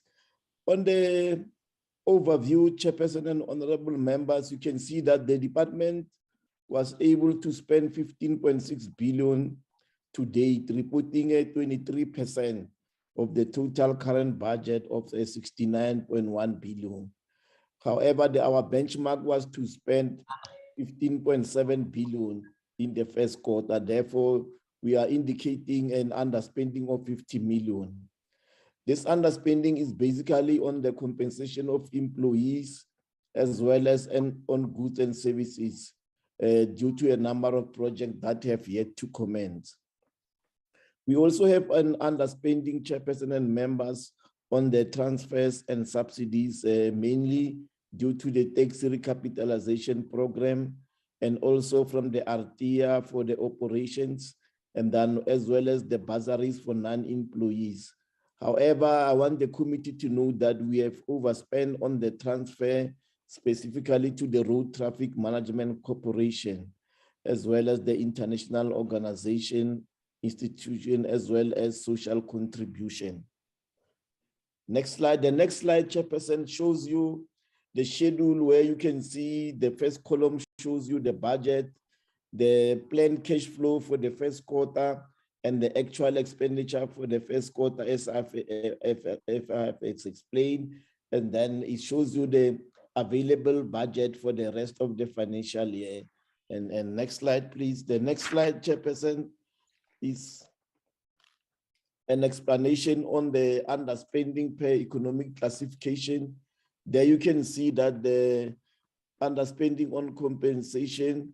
However, the committee must know that there's a typo there, that the total of 21 posts were filled in the financial year 2022-23 at the end of the first quarter, which 7 of those posts were filled in the month of June.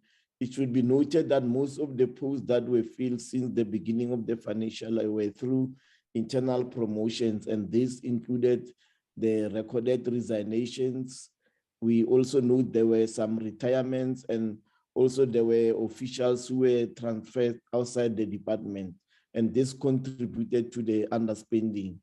On the goods and services, Chairperson and members, I want to highlight the following: the underspending mainly on projects such as Shovakalula Bicycle Program, the program development for Samba Sonke, the implementation of the IPTNs in district municipalities, the development of the road disaster management plan, the development of the road asset management tool, the regional corridor strategy, and autonomous vehicle regulation, as well as other projects. And also the COVID restriction have been dropped. Therefore, the department is projecting higher expenditure for traveling and subsistence and training in the coming period of this financial year. On the transfers, I have already indicated that there is an underspending mainly due to the tax recapitalization program, which is demand-driven. Also, there is an outstanding payment to the Road Traffic Infringement Agency for their operation, as they have yet to bill the department for their operations. We have got also underspending on bursaries to non-employees. However, it's indicated that the RTMC, there is an overspending due to the earlier than anticipated transfer as a result of cash flow challenges faced by the corporation. We also have overspending on the international organization to ICAO, bursaries to non-employees, as well as social contribution. On the machinery and equipment, we overspend as a result of the earlier than anticipated deliveries. The next slide shows you the actual figures, as I've just explained. There you can see that the administration, they've underspent by 27 million, ITP by 1 million, rail transport 1 million. However, road transport, as indicated in relation to RTMC, by 35 million, civil aviation underspending by 4.2 million, maritime 3.9, public transport sitting there at 47 million. Next slide, please. I'll go through quickly this one's underspending in program 1 is due to compensation of employees and other operational items such as computer services, legal services fees, traveling, as well as other goods and services. In ITP, the 1.3 is due to projects that are yet to commence, such as the regional corridor strategy and the autonomous vehicle regulation and other goods. In the rail transport, there's a 1.2 million due to projects such as the establishment of the rail economic regulator and the national rail bill. And we go to road transport. I have already explained this one, which is the overspending in relation to the RTMC. Then we go to civil aviation. Next slide. There we are sitting with a 4.3 million. This is mainly due to travel and subsistence, which was due to a low decreased traveling and for venues and facilities. In the maritime space, there's a 4 million, and this is mainly the ballast water management bill the review of the merchant shipping bill and other projects. In the public transport, it's mainly due to the taxi recapitalization program, which is demand-driven, and other factors such as the Shova Galula bicycle and the implementation of the IPTN. The next schedule, Chairperson and members, gives you the figures, and at the bottom, I give explanation of where the difference are. As you can see there, it clearly indicates that in terms of the cash flow expectation and plan, we have already paid 56 million to RTMC. And then however, if you look to RTIA, there's a underspending of 9 million. Then the next slide also continuing with transfers and subsidies. There you can see that the taxi scraping, we are underspending by 25 million, whereas the social benefits, we overspend by 2 million. Bursaries to non-employees, we are underspending by 4 million. And international organization, we overspent for the period under review by 5 million. And this is explanation for each and every item under that particular classification, Chairperson and members.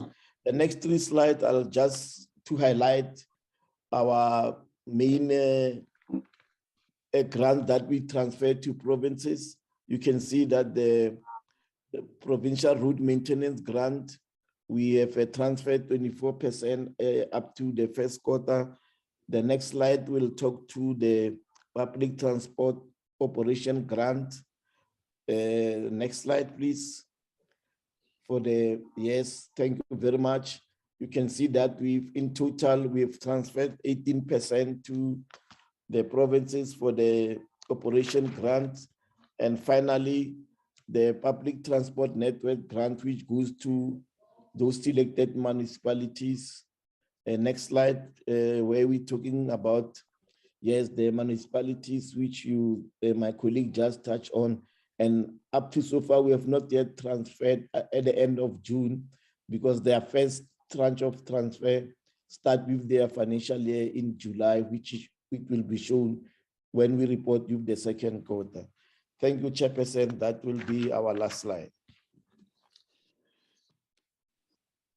Chair, that is the performance report as well as the expenditure report, Chairperson. We're ready for questions. Thank you.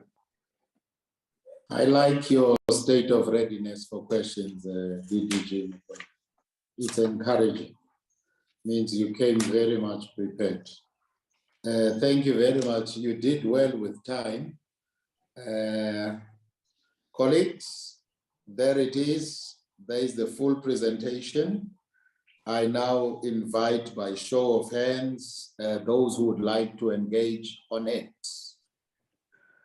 I will, even before I start, let me apologize. It was brought to my attention earlier on that I didn't see the hand of Honorable Shabalala Makosini at the time we were dealing with the maritime issue.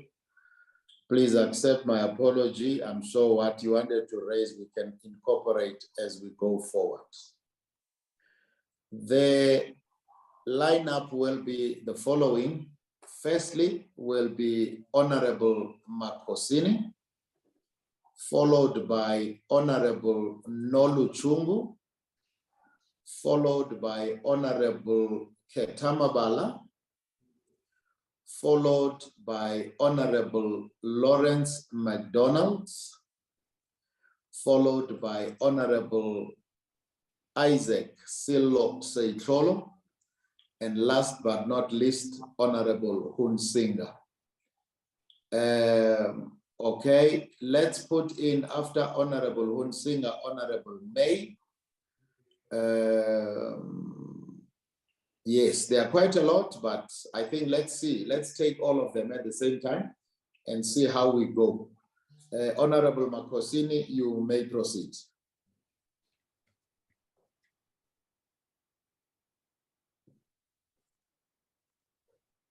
Honorable Makosini.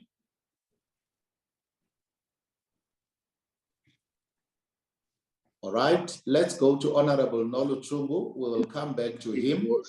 Okay. Oh, Okay, thank you very much. Please go ahead. Yeah.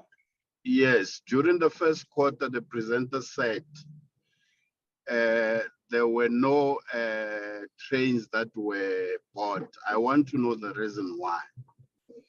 My second question is with regard to the visit to Bloemfontein. It was mentioned that there is a case that is opened. I want to know why is this case moving at a very slow pace, at a snail pace. Thank you, Chairperson. Thank you, Honorable Makosini. Honorable Nolu Chungu. Thank you, Chair. Let me first start by welcoming the presentation. My first question is on the PRASA capital projects. PRASA had 875 approved capital projects. And in your presentation, you mentioned that there has been limited progress in the implementation of these projects. And we are citing that majority is stuck in initiation, concept, and procurement. Now, what challenges are you experiencing, or what is the main cause for the slow progress, and how can the committee assist you? The second one is on road safety strategy. Comparing your performance in the first quarter of the previous financial year, how are you doing given the fact that last year it was COVID, and comparing the two, how are you doing? Thirdly, you also mentioned that you have failed to monitor the integrated ticketing system. Now, which city has implemented the integrated ticketing system, and which modes are involved? You are also saying Rustenburg will pilot the system in August. Has it been done, and which modes are involved? In terms of IPTN, we are mentioning Imangaung, and we are saying taxes will be removed completely. We know for a fact that the city of Cape Town is struggling to completely remove taxes in routes where my city is operating and where taxes have been compensated and have become part of the program. How are you going to ensure that these taxes are completely removed? You're also saying that in Rustenburg, you were in engagement with them in April for the implementation of the Rustenburg Rapid Transport. How far is the engagement for this implementation? Because you have said earlier on that the pilot system will start in August. In terms of your underspending, you've underspent 50 million. There's somewhere where you said you've underspent 50 million. I have two concerns because it's always tax recapitalization and Shova Kalula are always part of the reasons why there is underspending. So what I would like to know is that what measures are you putting in place to make sure that these two are not always appearing as the reasons for underspending? Thank you, Chair. Thank you very much, Honorable Nolchumbu. Honorable Ketamabala Wapastole. Thank you, Honorable Chairperson. Honorable Chairperson, first of all, I have a concern that the department is just cut and paste their report. If you check, Chairperson, the underspending and the overspending, and then you peruse the last one, the last year, 2020 and 2021, it seems that they are just cut and paste. So now I'm trying to check, why are they doing that? Because that scenario is actually boring now. And then another thing, Chairperson, that I'm trying to check, is the issue of IPTN. We was doing our oversight in Rustenburg. We find that the IPTN is dysfunctional. So now I'm trying to check what mechanism do they have now to ensure that they monitor this issue of IPTN in Rustenburg and KwaZulu-Natal, especially in Pietermaritzburg, because we was in Pietermaritzburg, so it seems that there is no movement in that issue. In Durban. So now I'm trying to check what is happening. And then the last one, the other one, Chairperson, is the issue of vacancy rate. According to what you see, that there is no movement, because if you are talking about 114 unfunded vacant, what does that mean to the department? What are their target? Because it means that they are not achieving what they have targeted for. And the other one, Chairperson, I'm worried about the issue of potholes, because if you check, all our roads have got it is not even the potholes now. It's something that you can bury a child. So now I'm trying to check what system do they have, and per province, if they can give us the issue of that by Sanral. And then the last one, Chairperson, is that one of maritime transportation, because it seems that their target was 5 programs, but they only achieved 3, and 2 was not achieved. Why? If they give us the reason, Chairperson. Thank you very much. Thank you very much, Honorable Sithole. Could I kindly request Honorable Chabangu and Honorable Noluchungu to drop their hands, please? And can I ask the indulgence of the other colleagues? I'd already recognized the questions are quite a lot. Let's give the department an opportunity to answer to these. And thereafter, I will go straight to Honorable McDonald, Honorable Hunsinger, and last but not least, Honorable Pete May. Please indulge me so that we don't find questions lost in the maze. Department, please, can you assist us in those responses of that first round? Thank you very much, Honorable Chairperson, and thanks for the questions. Excuse me. Chair, we are a team, and then we shall respond in terms of the programs. All the program managers are in the meeting. Chairperson, maybe if then I can start on the public transport specifically.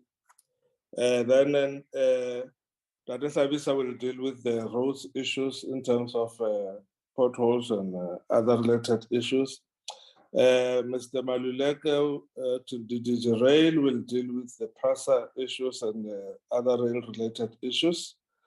And then Tepisha will deal with maritime issues. Probably Musa would then want to come and talk about the report. Chair, the one question, I'll just take them as they were posed. Chair, the one question was why is the ticketing system? Oh, is the ticketing system that you said will be implemented in August now being implemented? Chairperson, that we were talking about piloting it in Rustenburg.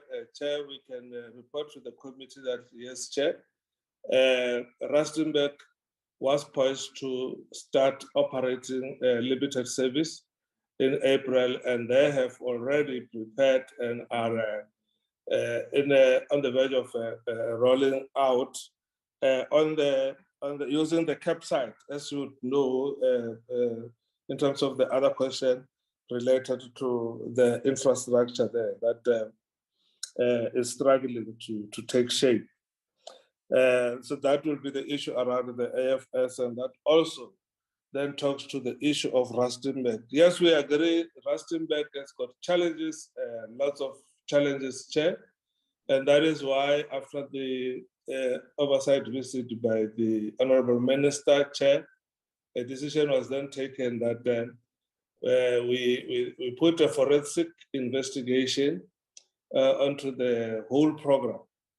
And that investigation is going on, has started, is going on, and is also expected in the next 2 to 3 months, around November. We are assisted by the National Treasury in that regard. And so is Mangaung, Chairperson. And Mangaung also there's an intervention, a minister sent a person from the department to assist to get them to accelerate and get them to roll out. But also there is then an investigation. The Mangaung investigation will be completed before the Rustenburg one. It is not a case, Chair. It is a forensic investigation by Gobodo. And then which city has implemented AFS, like I indicated, none at the moment, but we're planning to roll it out in Rustenburg. Chairperson, the TRP, tax recap, and Shobagalola are always the culprits when it comes to slow spending. And probably this will then also deal with the issue around purported cut and paste of previous reports. Chair, the tax recap has always been a challenge in terms of the uptake of vehicles, people not bringing in the vehicles. What we've done an investigation and a study. The major issue there, Chair, one is the fact that the amount paid for in terms of scrap is not adequate to deal with the deposit for a new vehicle. So the people who want to scrap and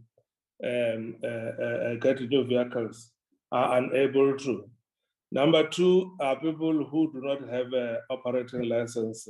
Obviously, we're operating illegally. Chairperson, what are we doing around that, Chair, to improve on the uptake? First of all, Chair, we want the minister to proclaim the cutoff date for all unsafe and old vehicles and unroadworthy vehicles to be brought in for scrapping, meaning therefore that will then force people to come instead of us waiting for them, and then using this now tired term called demand-driven. So that is the issue that we are reaching up to it. But also, because we really would not want to lose that money, Chairperson, it is one of the packages that we're discussing with the National Treasury to be able to deal with the broader area of funding for public transport subsidization, because we wouldn't want to lose that money, Chair. The other issue, Peter Maritzburg seems to be at a standstill. Chairperson, Peter Maritzburg was one of the 3 cities that were taken out of the IPTN program. What we have managed to secure is that those cities be assisted to deal with historical debts, contractual obligations in terms of contracts that were still running. But that is the matter also that have been given back to the department to ensure that those cities are assisted in terms of them coming back into the program, and that's the matter that we are dealing with, Chairperson. I think that would be all from public transport, Chairperson. But just quickly, Chair, in terms of the vacancy rates, if you look at the slide talking about the vacancies, it seems that there is very little movement in terms of reducing the vacancy rate in terms of percentage. But if you look at it, the positive side of it is that you had 10 new people coming from outside, but you also have internal movements of 10 more people that were promoted from inside the department, and that then create a situation which looks like there's very little or no movement. But that is the reality, and obviously promoting our own in terms of them performing well in interviews and stuff should be welcome. I think Dr. Sabisa, the Rose questions. Thank you very much, Honorable Chairperson, Mr. Honorable Mangu, and thank you very much, DDG Mokonyama, Acting Chair, Acting DG. So thank you very much. Let me show my face so that I know the Chairperson can be very angry with us if we don't do this. Thank you very much, Chair. I think on the issues of which was raised by Honorable Ketamabala, the issues of road potholes on our road network, and he also mentioned the involvement of Sandra. I think we can just report and say that there is indeed a program that we have embarked on. You remember, we've launched it on the 8th of last month at Mfuleni municipality, where we were talking about the Operation Valazonke program, which is intending to fix all the potholes and refurbishment of all the provincial road network in particular. We also wanting to have the municipalities, because they are also having some challenges insofar as the eradication of their potholes in their jurisdiction is also concerned. So it's an integrated approach that we have which is coordinated at a national level through the PRMG funding, which is the Provincial Road Maintenance Fund or grant, that is earmarked to fix the provincial roads insofar as their maintenance issues and activities are concerned. So that is taking its shape now. As you can see, it's being rolled out across all 9 provinces. We started with the launch, as I said, on the 8th, and in the Gauteng province. We are preparing to go to Free State as well as in Limpopo in the next 2 weeks, and that is where we're going. So it's rolled out, but while we are saying that, the provinces under the MINMEC, which is the committee of MECs and the Minister of Transport, that has been agreed upon that is going to be happening in the next 6 months. We've got a program which is earmarked to see how we perform as a country under the construction sector within the six months period, which is ending in February next year, where we are going to take a look as to see whether where do we need to jack up our program, and insofar as fast tracking the movement, I mean the eradication of potholes as well as refurbishment, especially on the provincial road network.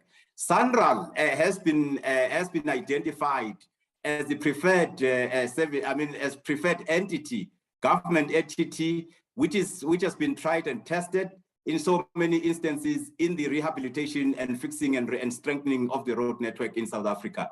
So this has been taken, this resolution was taken by the presidential retreat, which took place on the 31st to the 2nd of June, or the 3-day period, where they have agreed that Sanral will have to be assisting the whole country insofar as the eradication of potholes is concerned. So this is a very integrated program, Honorable Ketamabala, that is very much intense, and municipalities are also very much involved. And you remember the Department of Transport has made significant also engagements with all municipalities, including the metros, your Western Cape, your Joburg, and your Nelson Mandela Bay, the Teguini municipalities, that they need also to be part of this integrated approach to solving these roads that are riddled with potholes. And it's very integrated. And we want to mention in this call that indeed everyone has seeded a call from the Department of Transport that is indeed this is how we are going to be dealing with this eradication of potholes across South Africa. So we are very pleased, therefore, that we are now rolling it out very slowly, and Sandra has gotten on board, and they are training also the municipalities, putting some skills, technical skills, so that they can also be able to fix their own, road networks when we have just pulled back as national government, because we are not intending to take over all roads, all roads and streets of all the municipalities as well as the provinces. But ours as a National Department of Transport, using SANRAD as our entity, is just to make sure that we transfer skills and we train them up, and also how to track and trace the turnaround time on fixing potholes, so that it doesn't end there and been sitting for a long time without being attended to. So this is quite a very good program that we are dealing with. Maybe in one of the our activations that we do in fixing of potholes, where our Minister Mbalula is also presiding in some of the areas across the country. Maybe members of the portfolio committee will come and have a look, and Ketamabala, you are more than welcome to come and have a look what is it that we do. And it's quite a very energetic and very integrated approach in all spheres of government, trying to eradicate these potholes. So thank you very much, Honorable Chair. I see you are now, I can see your face. It's quite an indication that you wanted me to shy away from engaging further on this program. Thank you very much, Honorable Chair. Thank you very much, Mr. Mokunyama. Thank you. Thank you, Dr. Samsa Ray. Thank you, DDG. Thanks, Honorable Chairperson. The issue is on the new trains that were not deployed in the first quarter. However, we want to indicate that we received the delivery from Gibela. We've got new trains in the first quarter. However, out of the 103 deliveries, some of them have not been deployed for operations on the network due to the fact that our capital program is running a bit behind. Why is running behind? It is because during the lockdown of COVID, we had a situation wherein the infrastructure was not guarded, and there were theft and vandalism that happened on the infrastructure. We have appointed the contractors on the various corridors, whereby the upgrade of infrastructure, payway, and overhead traction equipment are being fixed, and there will be new improvements in terms of the rollout of the operations in the 10 corridors that were identified. Some of the challenges that ended up delays in terms of fixing the network is the fact that the local people sometimes demand a share in terms of the 30% and the like. So what happens is that we requested PRASAM to appoint armed guards, as well as work with the SAPS to ensure that the work is improved. And I would like to indicate to honorable members that most of the things have been resolved, except where we still have serious challenges in the central line in Cape Town areas. So there will be much improvement in the second quarter, and the work is progressing well. To answer the issue from honorable member, whether there is a need for assistance from honorable members at the moment, I don't think there is a need for assistance at the moment, because the law enforcement agencies are working well with PRASA to ensure to it that the work on the upgrades are not interrupted further. Thank you, Chair. Thank you, Dr. Malula. The maritime, the unsatisfactory performance in the program. Do you have an answer for that?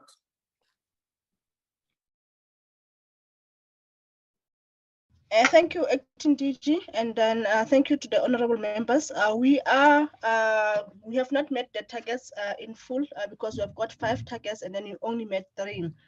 The reason being that in particular on the one for the maritime as national security strategy, we had some problems or challenges in terms of the way how our targets or the technical indicators were formatted. We are supposed to state categorically who are our stakeholders, and then in particular we were not able to bring into the meeting that was held, which is a statutory meeting. Then the Department of Health, SARS, as well as the Border Management Agency, which is Home Affairs, were not in that meeting. And then as such, then because our TDIs are technically specific, then we could not meet the target, even though we have the consultation going on. So in the next meeting, all that we said that the ones that we have missed, we'll try to catch up, and then they have made a commitment. And then the reason that they was provided from the Border Management Agency was because of the issues regarding the formalization of the Border Management Agency. So at that time, they were busy with that engagement and then trying to make sure that all their things, the technical staff are working on that, they were working on that issues. And then on the issue on the merchant shipping bill, members, we are saying that we are also behind because of the late engagement in terms of the consultative process going through to cabinet. We have at least now at this stage finalized, I think, all the cabinet clusters, and then we are now ready to proceed. The minister has signed the submission for us now to take the bill to the merchant shipping review to cabinet, and then we are hopeful that we will then be able to catch up in terms of the timelines that we are behind in terms of the merchant shipping bill.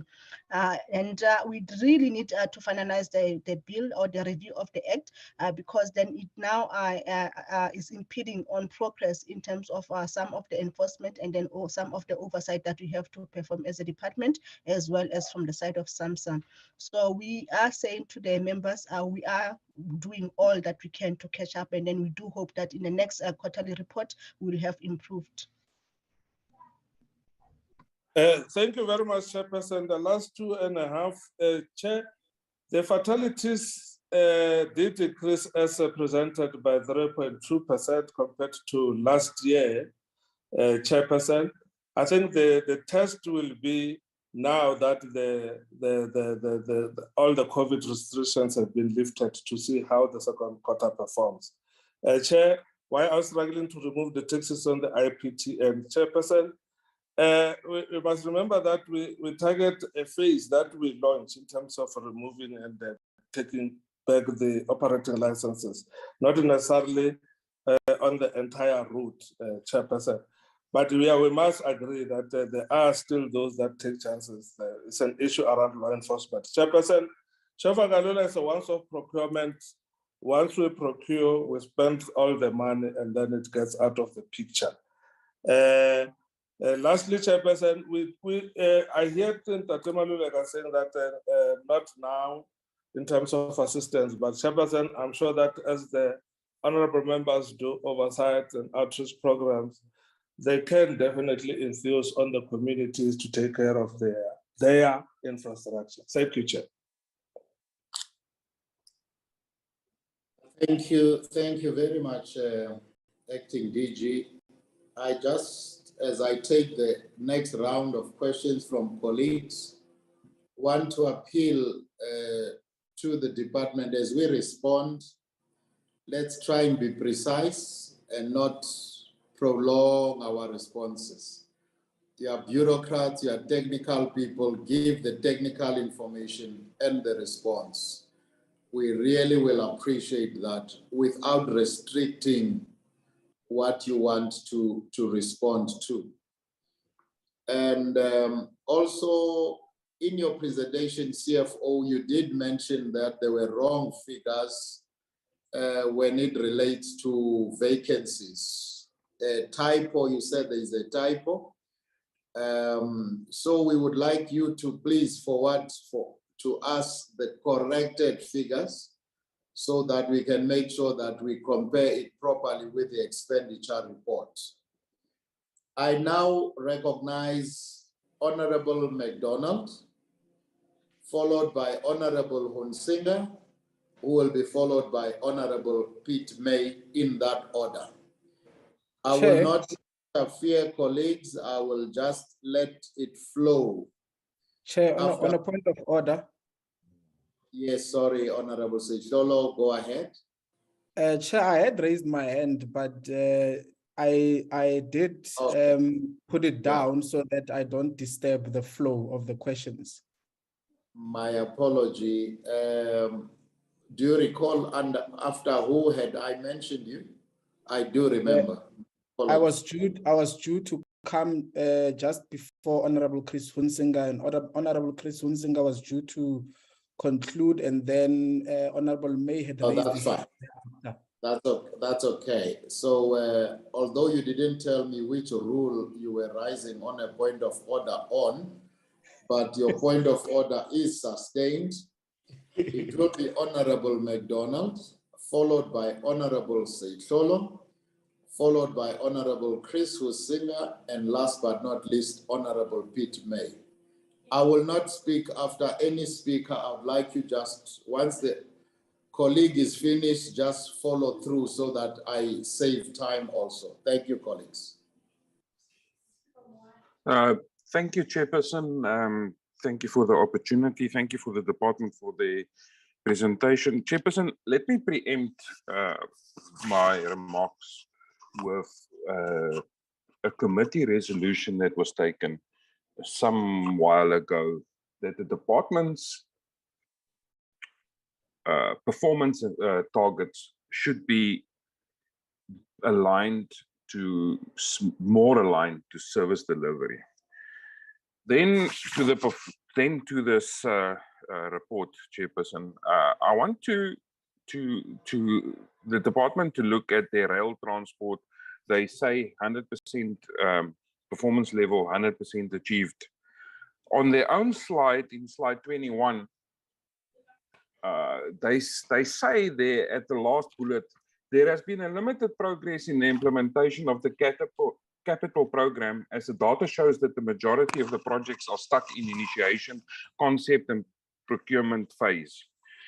Chairperson, they are stating that they have not done the work, but their performance, they indicate, is 100%. Then, Chairperson, I want to go to the central line. Netrag at the moment has been taken over by thugs. They are shooting at the construction people, they are shooting at the security, and they have literally taken over a station that belongs to Praza, and nothing is being done about it, Chairperson. Then on the taxi recapitalization, Chairperson, we need to finalize this. This was initiated to remove those illegally converted quantums of the market. For the sake of the people in South Africa and for the sake of children, because I just seen one of these taxis being used for scholar transport. Let's get these taxis off the road, with or without operators permit, that we can scrap these things, break them, and that we can have a safer people. We can't afford more deaths on our roads, Chairperson. Then, Chairperson, I want to run through this quickly so that we don't spend too much time here. On slide 65, Chairperson, there was on road transport, there was the annual target of, for an example, maintenance, the number of kilometers of roads, of kilometers of surfaced roads rehabilitated. The annual target was 2,053. For the whole quarter, they managed to do only 820 meters out of 2,053 kilometers. Then the number of kilometers of gravel roads re-gravelled, out of the 6,695 kilometers, they've only managed to do 525 kilometers. Chairperson, that is very far from the 80+% that they've given themselves in their performance, indicators. Then, Chairperson, I just want to we have a serious challenge in the aviation industry. We're not giving enough. There's not enough money spent. The department must review the strategy on the aviation. We are stuck without an aircraft for doing calibrations. Aircraft are being turned around in Cape Town because the ILS is not working properly. There's been a number of accidents in South Africa. Recently, the SAPS aircraft, and we're not aligned to spend money on the things that matter, and I think we must really get to that, Chairperson. And I'm sorry, Chairperson, those are my few commands. Thank you very much.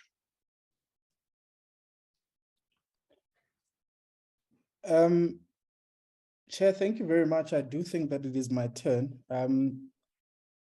I have been largely covered in terms of my questions by Honorable Noluchungu, and I want to thank her for that. Chair, I'm very interested in two aspects here in as far as Rustenburg and Mangaung is concerned. Back in 2019, when the minister responded to a question that I had posed to him in as far as Rustenburg is concerned in particular, and he had indicated that they had been working very closely with Rustenburg and that their first phase of their IPTN or the Yarona bus service would be operational by January 2020. Now, that was before, obviously, we found ourselves in a COVID situation. We're hearing now from the minister, as per the presentation, that there have been forensic audits that have been initiated in Mangaung and Rustenburg, respectively. Granted that one would be in a position to say we welcome this particular development, but the concern here is that the allegations that have been raised of corruption in as far as those IPTNs are concerned are not just things that are emanating from last year or whatever. They've been there. They have been there. Now, since I don't have the authority to obviously tell the minister what to do and what not to do, perhaps then as a committee member here, I would then ask the department to then respond in as far as saying, what then happens to those forensic investigation reports once they are with the department in September? Because we're hearing now they will be concluded in the next a month or so, next 2 months. I don't know if it's this September or November or whenever those audit reports will then be tabled with the department. What is going to happen? What must happen? What are the consequences or the consequence management processes that will be taken? Granted that those who had been at the helm of these two municipalities, whether administratively or politically, are no longer there as it stands. And we want to know then what will then be our oversight as a committee in as far as those reports are concerned. Because we are aware that forensic audits are going to cost the taxpayer millions of rands, if I'm not mistaken. We've seen this before in the past. What is then the department's plan in as far as the tabling of those particular reports is concerned in those two municipalities? We hear that they've been given time over and over again. The department has said over and over again that they're working with these municipalities in order to fast track the implementation of these IPTNs. But year in, year out, we sit with reports that talk about challenges that are coming from the department, with money exchanging hands between the department and these municipalities, without any greater oversight from the department, in my view. And I want to understand and recognize that whilst the department can come and present to us about what is going on in these municipalities, the reality is that millions, if not billions of rands are changing hands between the department and these municipalities, and we have absolutely nothing to show for it thus far. Honorable Noluchungu referred to the oversight, or as the Chabango referred to the oversight that we did in April. Now, we saw for ourselves what the current situation is in Rustenburg. And Honorable Noluchungu makes the point again that even in the city of Cape Town, the city has been unable to get rid of taxis that are operational in these bus routes. What is the department's plan and what is it that is going to come out of these particular forensic reports? Thank you, Chairperson.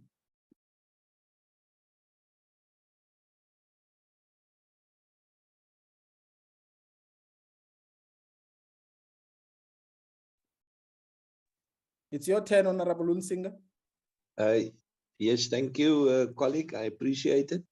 Chairperson, through you, I have only 3 questions. The first one relates to slide number 19, where reference is made to trains, and it is certainly confusing.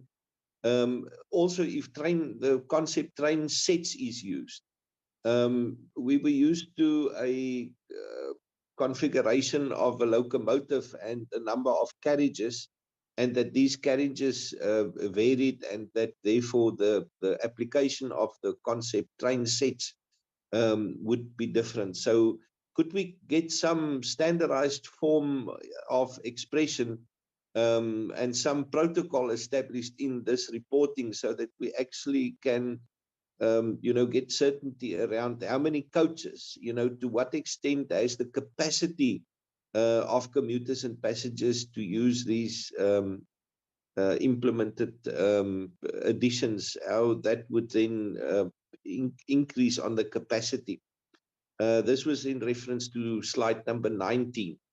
Then my next question is, as reference slide 80, where mention was made of the RTMC, the Road Traffic Management Corporation, having cash flow problems. I think the number related to that in the financials was 35 to 36 million.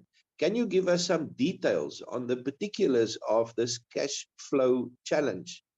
Because certainly there's been some budget planning and therefore projected application of budget, and therefore a particular intended cash flow management system.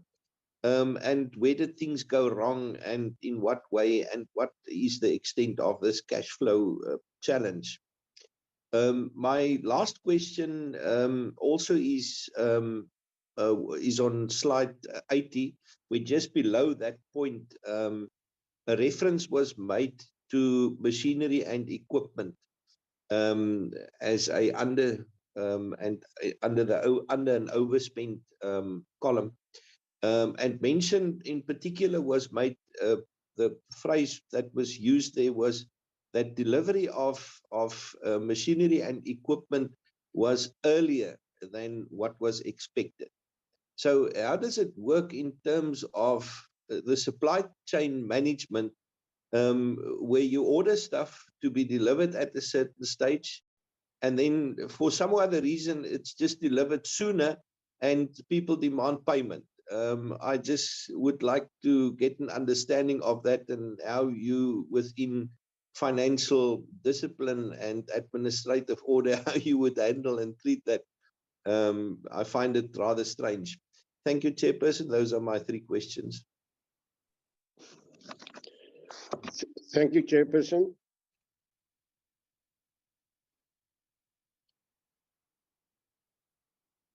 Thank you, Chairperson. My question is fully answered by Mr. Chris Labisa. It's about the involvement of SANRAL in fixing potholes, national, provincial, and municipalities. SANRAL has done outstanding work over the years, and I believe the involvement of SANRAL will be a success. And in future, we can solve the problem of potholes, but I've said it many times.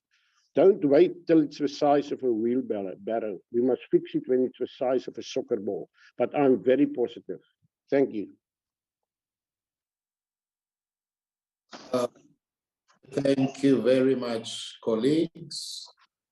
As you prepare to line up your responses, department, there is one thing I would like to ask of the CFO and maybe Mr. Kabisa there. He says the money that is being used for fixing of these potholes is the PRMG budget. Now, the PRMG in its nature is a provincial roads grant, but we have seen instances, particularly at the launch, it would appear that it was in a municipal area. How do you treat that money? Because somewhere, somehow, the financial report that the CFO gives us tells us of transfers to the provinces of the PRMG. On the other side, we are told by the line Directorate of Roads that they are using PRMG to do this. How do these two work? Having said that, I will now hand over to you, Dade Mukonyama, and your team. Thank you very much, Honorable Chairperson. Obviously, it looks like it's me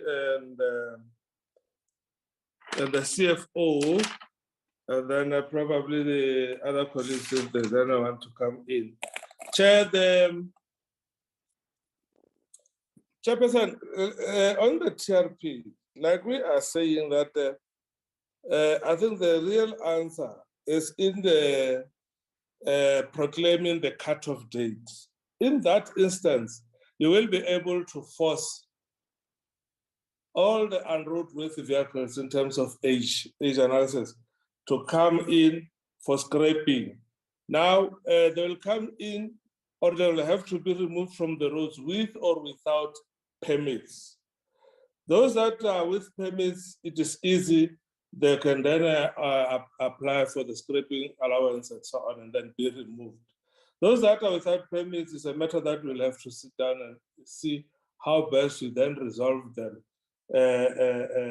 How do we widen the net in terms of including those coming into the fold of the TRP program? Because the anticipation was that we were dealing with the legal operators, not necessarily with illegal operations. The illegal operators are not really supposed to be on the roads anyway, because they do not have permits. And then we'll have them to jack up and improve all law enforcement to ensure that the illegal vehicles are removed from the roads. Chairperson, the illegally converted quantums, the cutoff date was even put by the public protector in the report at the time. There are still around 200 that we are looking for, and then to ensure that we close that chapter once and for all. Chairperson, we note the issue around the aviation budget and the issues around some of the services that are our responsibilities, and we'll have to deal with them. For example, an example was given around the aircraft calibration, which was prompted by the incident in the last couple of days around Cape Town. Although the main problem there was the landing equipment in Cape Town because of the flooded runway. Chair, Mangaung and Rustenburg, it is a series of those complaints, stroke allegations, stroke reports from, among others, the honorable members in the platform, in the committee, that then prompted us to then go and zoom deeper into what really went wrong, what could be the corrective measures that we need to put in place, and how do we assist these municipalities in accelerating implementation. Now, the minister's on record is saying that the report will be made public. Obviously, the first stop will have to be this committee in terms of what the report says. The recommendations, without preempting them, they will then point us and lead us. If there are been monies abused, misused, the recommendations will lead us to that. If there's been maladministration, the recommendations will lead us to that. And then we'll process them in the manner that we deal with acts of maladministration, acts of corruption, and so on going forward. So I think the investigation, and because it is forensic, it will have to be thorough, it will have to go to each and every cent spent and deal with issues including value for money issues, Chairperson. On the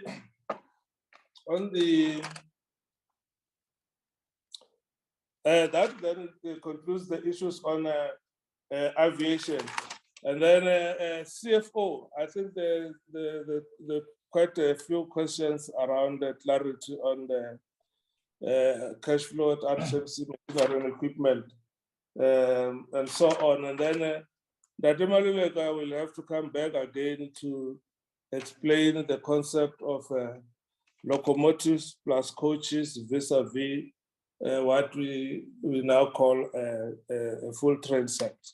Thank you very much. In that order, please. Thank you, ADG, and thank you, honorable members again. Let me start with the issue of machinery and equipment, which include our computer equipment.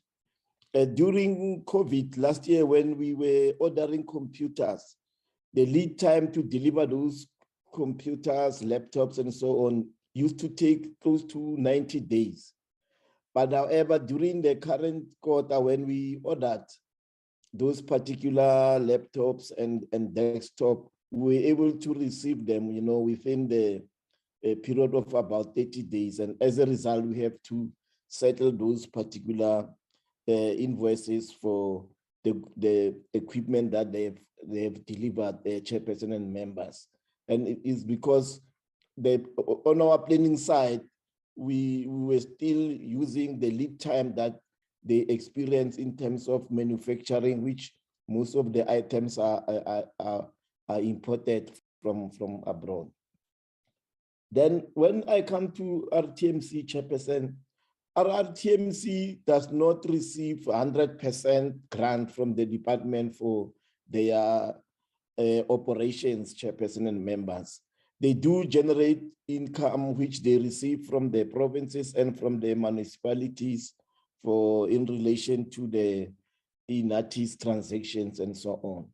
However, in the first 3 months of the financial year, municipalities were unable to settle their debts in terms of the INATIS transactions, and as a result, they had that particular cash flow problem, which they indicated that because they will be collecting those revenues from the municipalities and provinces, they will recover during the course of the financial year.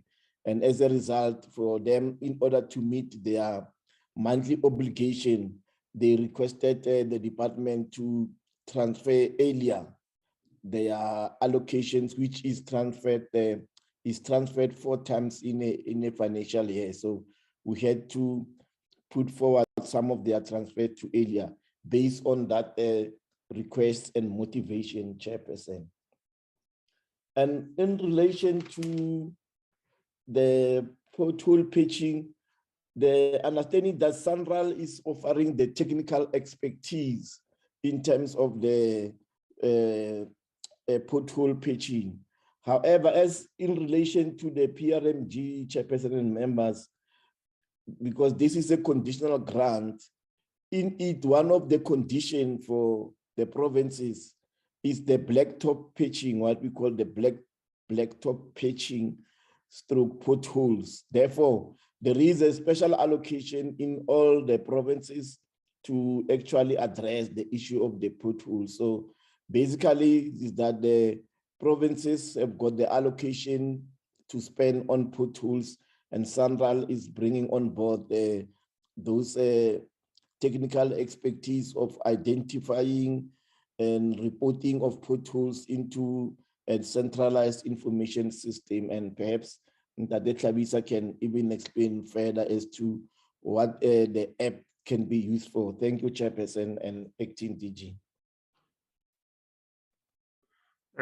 Thank you, Chair. Just to indicate that we have noted the comments by honorable members. We are going to improve in terms of ensuring that we explain clearly the motor coaches and train sets as and when they are manufactured and delivered at Gibela, which is the Nigel manufacturing factory.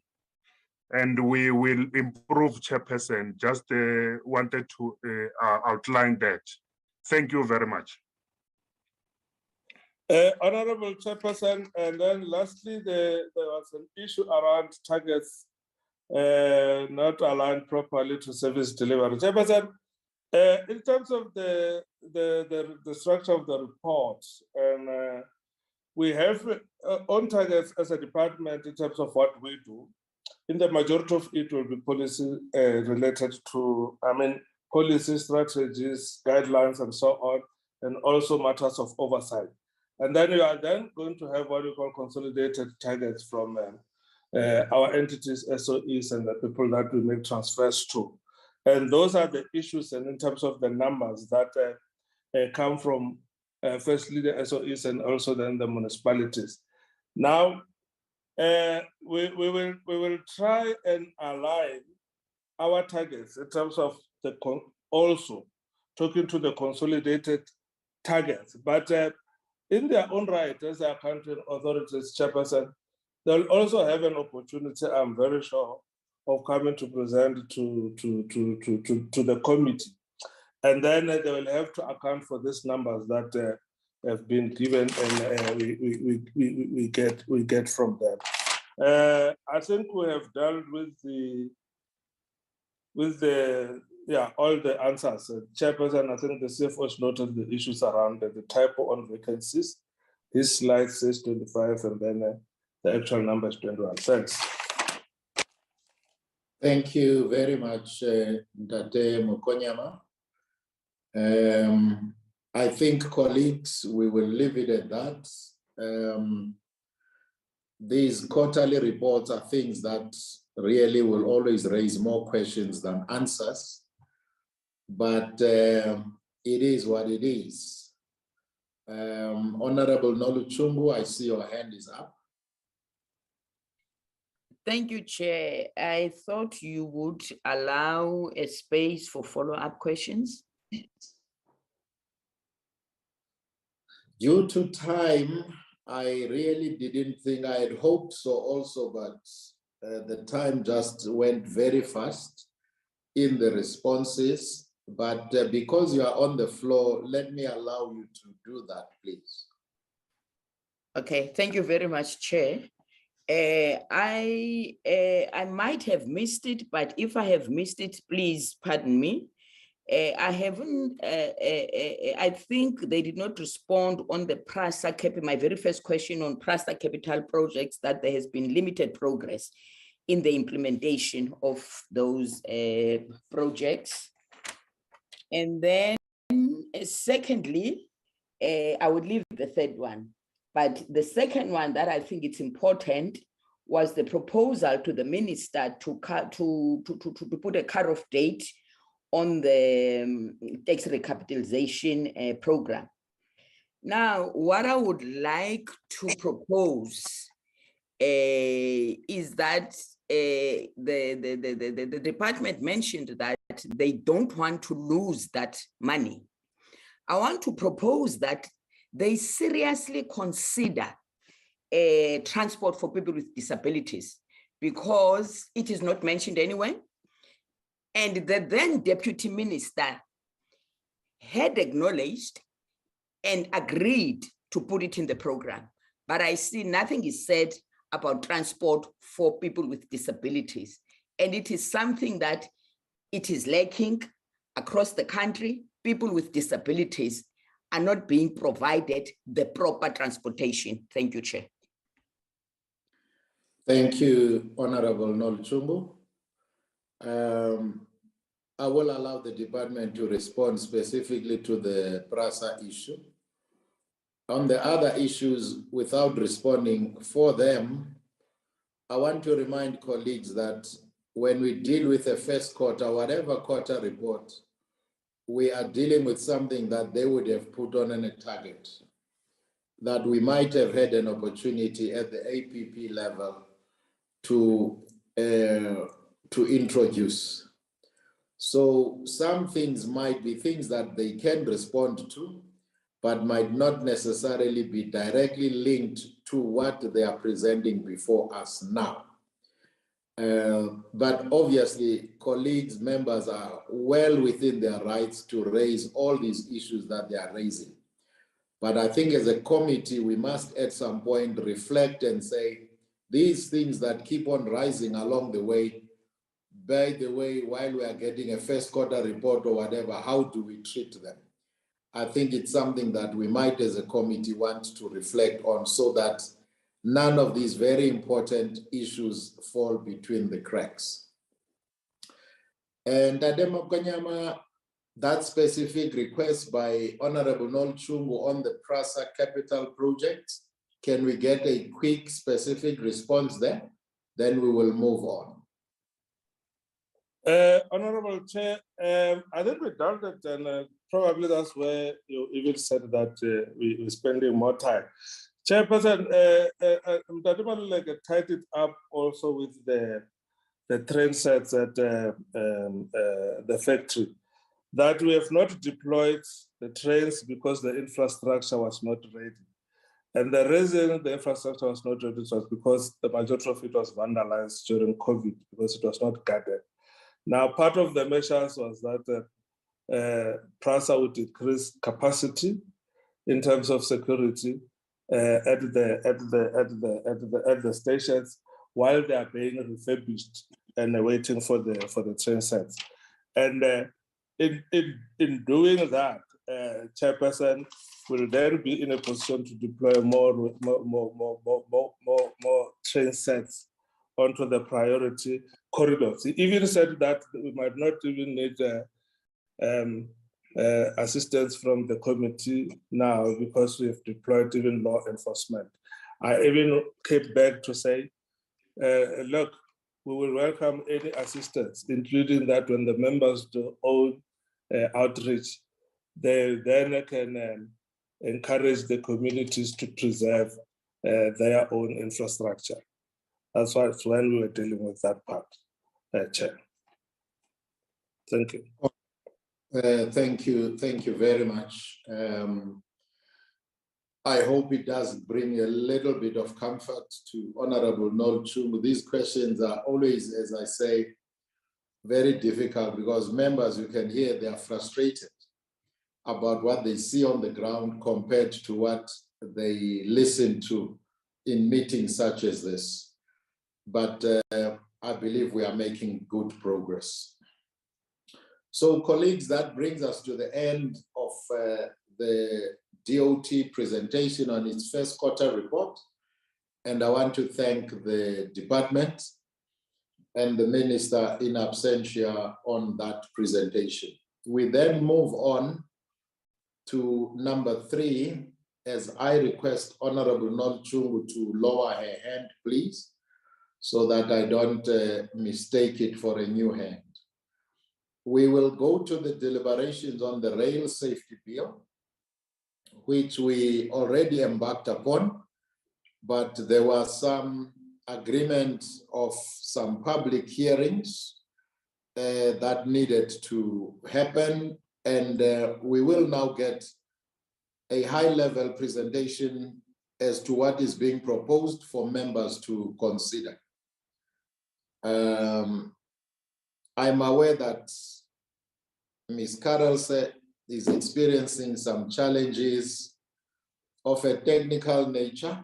I don't know if she is ready or somebody will take over in that particular area.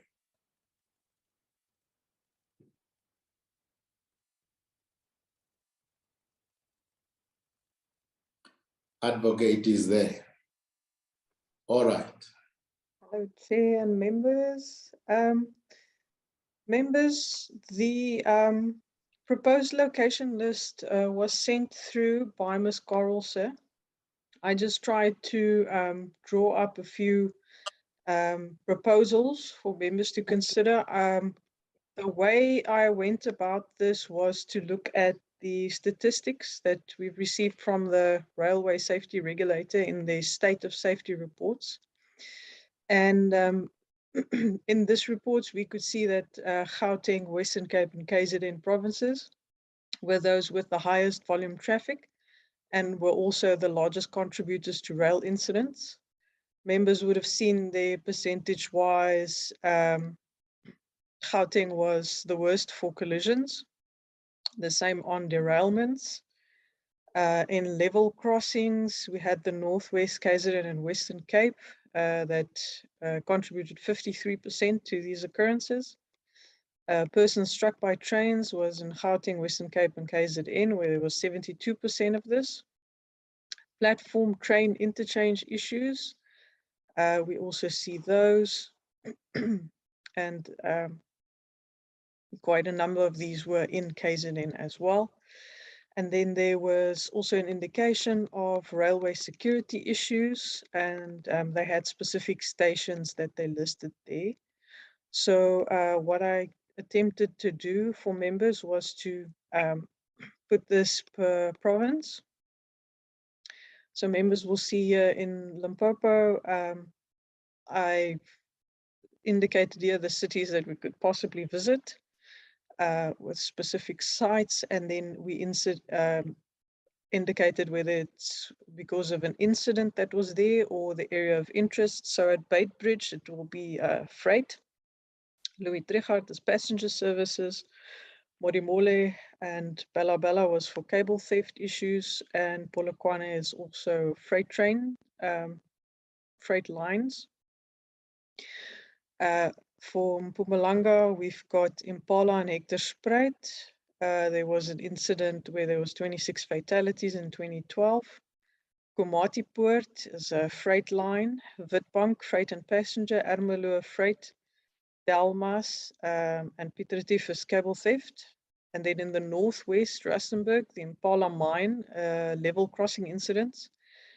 Potchefstroom, the train station there burnt down in September 2020. That is one of the stops on the route if you do take the Shozaloza Mail from Pretoria down to Cape Town.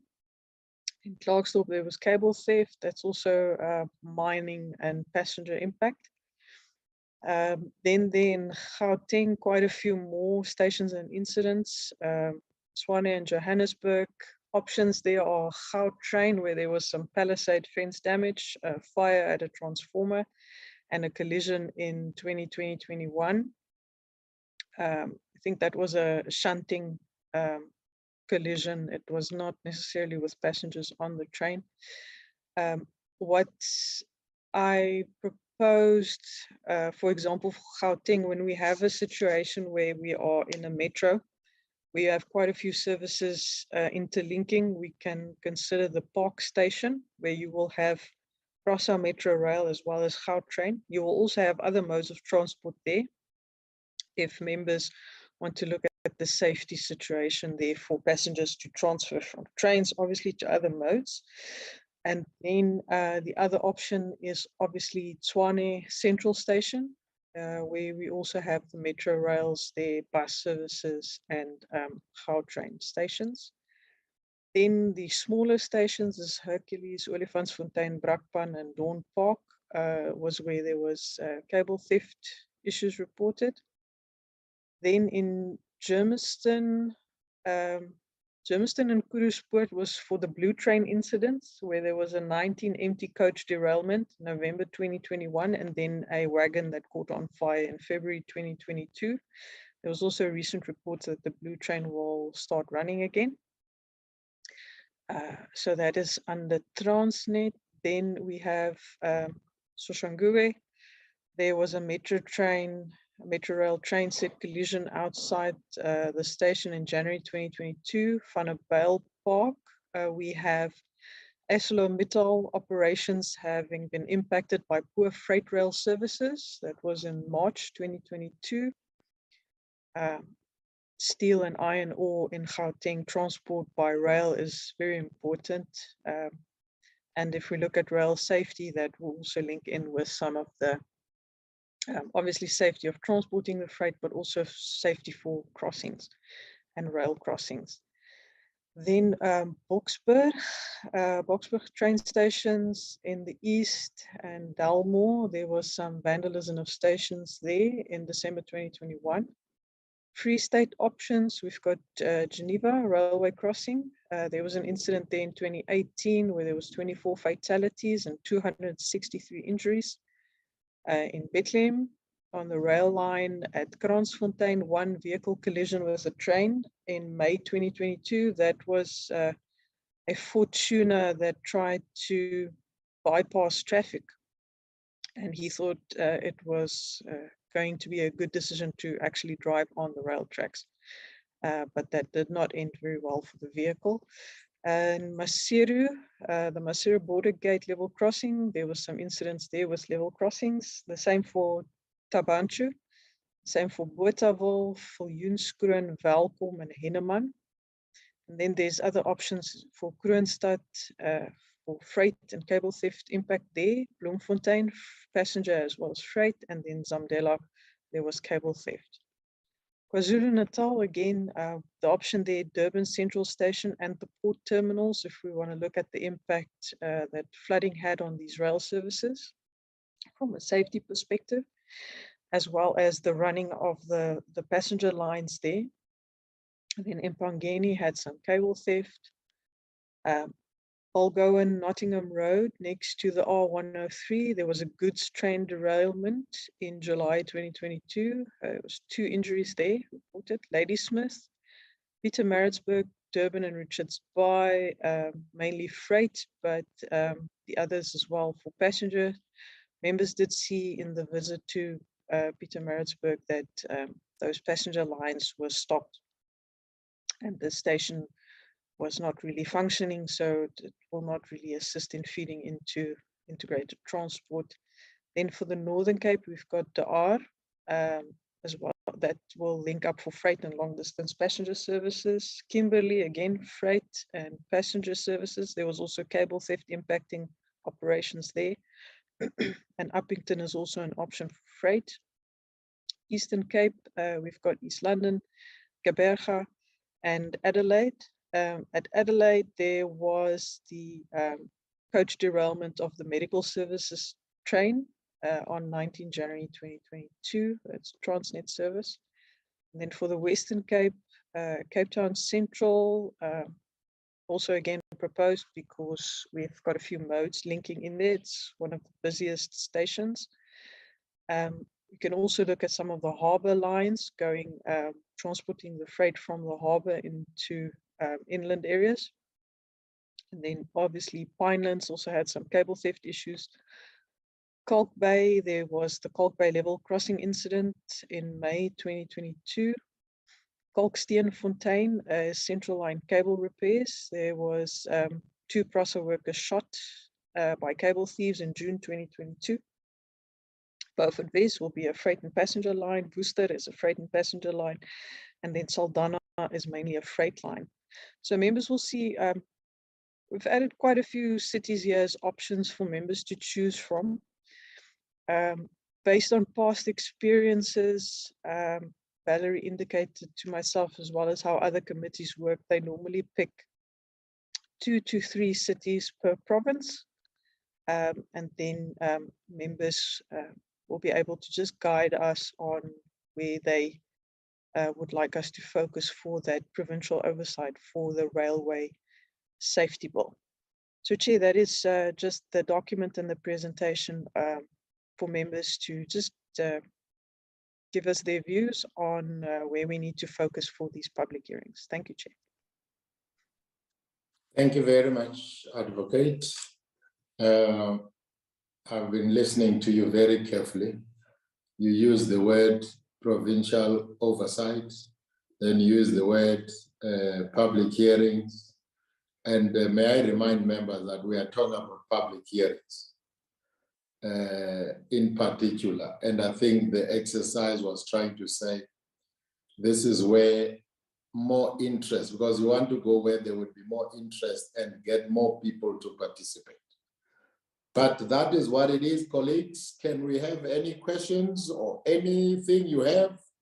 in the absence of questions, or as you give questions, you can give your suggestions to the proposal of which areas could be targeted for public hearings as it relates to the rail safety bill before us. I see one hand so far. Let us allow it. Honorable McDonald, the floor is yours. Thank you, Chairperson. I read the document and it's quite extensive, and I thank Advocate Nell for the presentation and the document. It was very well prepared. Chairperson, I'm not really in favor of any specific place. I think we must work a program and we must go to as many places as possible.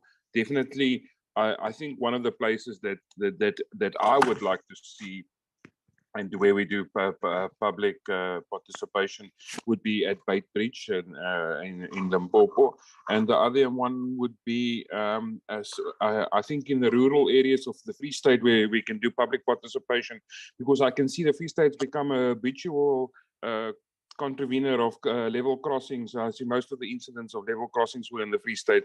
So maybe in our public participation, we can also make awareness for rail crossing safety. Thank you, Chairperson. Thank you, Honorable McDonald. I saw your hand, Honorable Ketama Balastol. I don't know whether it got disconnected or you dropped the hand.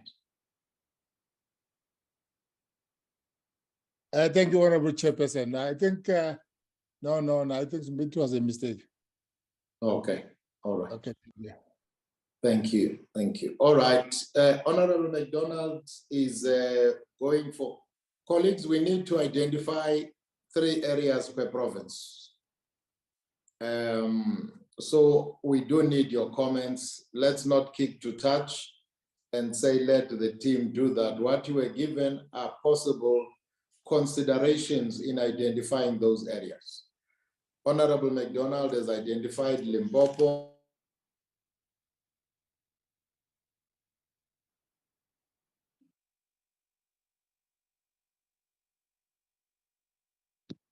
in the process. Apologies, I don't know what happened. I was still saying Honorable McDonald identified Limpopo, Beitbridge, identified Free State, but I didn't hear particularly where in Free State. Maybe for us to do it quickly, let's go through the presentation. We'll talk through it per province so that we identify areas, agree so that we can assist the team rather than leaving it up to them. Okay, there are the suggestions: Limpopo, Beitbridge, Louis Trichardt, Mudimule, Bilabila, Polokwane. So 3 sites per province. Beitbridge has already been identified. Then the others will still need to have a site identified. Can I venture to suggest that where it relates to cable theft, although it's a safety issue, but we don't really look at it. On this one, we look at freight passenger issues. Would that be a fair issue to raise? In other words, for Limpopo, we say Beitbridge, Polokwane, and Louis Trichardt. Colleagues, going? It's very quiet. Am I still Chairperson, you're on the right track, Chairperson. I had my hand up, but you're on the, I was going to say you're on the right track, Chairperson, right. And I'm in full support. All right. We support, Chair. Okay. All right. Thank you. Honorable Kedamabala. We support for the Pompon, but I'm going for Gauteng, my friend. If you go if you Mpumalanga. Mpumalanga. The assumption I'm making is that I might not have been part of most of these meetings. The agreement is that we go each province, identify 3 areas, and I'm trying to focus on what are the issues there and where you are most likely to have people coming to your hearing. You don't want to go and be alone. So in Mpumalanga, the first one identified Impala, 26 fatalities. I think for me, it's very relevant. Komati Port, Wheatbank. So it's Impala, Hutchinson, Komati Port, and Wheatbank, because it covers both freight and passenger there. Do I have support? It looks like I have support. Thank you. Northwest, there are only 3 places there, and I think we will stick to the 3 places that are there. If it were according to me, I would reduce them to 2 and stick to Rustenburg and Potchefstroom, where there are level crossing incidents. Potch even lesser, but yes, that would be my take there. In Northwest, we go for 2. I support you, Chairperson, on your Agreed, suggestion Chair. for the 2. Okay. Gauteng, let's hear Honorable Ketamaba. He said he was waiting for Gauteng. So talk to us, Honorable Ketamaba. 3 sites, please. I think the first one is Park Station, and the second one is Swane Central, and the other one is Union Station in Kingston. All right. Support for that proposal? Objection? Support. Supported. Thank you. Supported, Chair. Thank you, Honorable Ketamabala. Thank you. Let's move on, Advocate. What's the next province there? Free State. Who is talking to us on Free State? Chairperson, I would suggest the Bantu, Welkom and Bloemfontein. Tabanchu, Welkom and Bloemfontein. Support? Yes, that is it for Free State. Thank you. Supported, Chair. Thank you. KZN. There are very few there. I think Durban Central. Durban Central, Mbangen and Richards Bay. Richards Bay. Pietermaritzburg, Chairperson. And Pietermaritzburg. So it's Durban Central, it's Pietermaritzburg, and it's Richards Bay in KZN. All right, Northern Cape. We have DR, we've got Kimberley, we've got Uppington. And there I might say just also consider the distances between those places.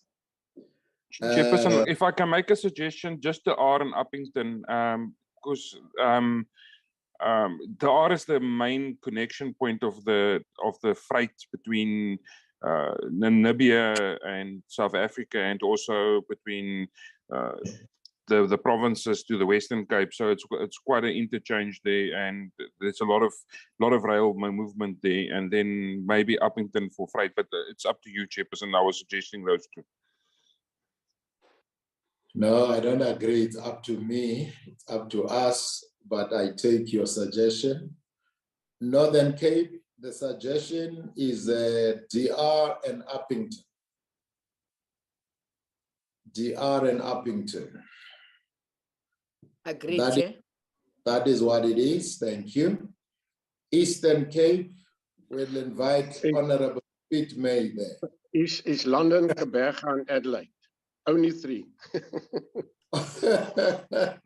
Okay. The 3 that are listed there is what is going okay. Is there something happening in Adelaide, Honorable Pete May? except the incident that could have happened. Yeah. But beyond that, is there real life in Adelaide?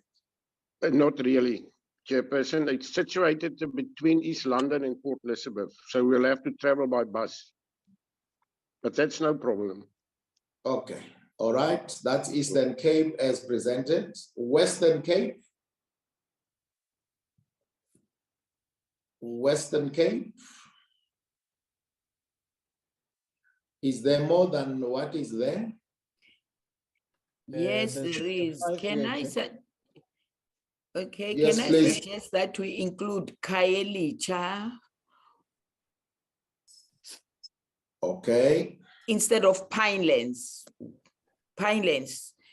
There aren't many rail users in Pinelands. Rather include one of the township. It can either be Langa, Kaelicha, or Nyanga. Yeah, I'm in agreement with that, Chairperson. And if we can, then the other two, maybe Saldanha and either Beaufort West or Worcester. I'm not really faced. Okay, so around the city itself, we identify Kaelicha, Langa, Onyanga, but I think the inclination is towards Kaelicha. Am I correct, Honorable Nolshungu? Yes, it is, Chair. Okay, so we'll do Kaelicha in the Western Cape. We'll do Beaufort West. What was the last one, Honorable McDonald?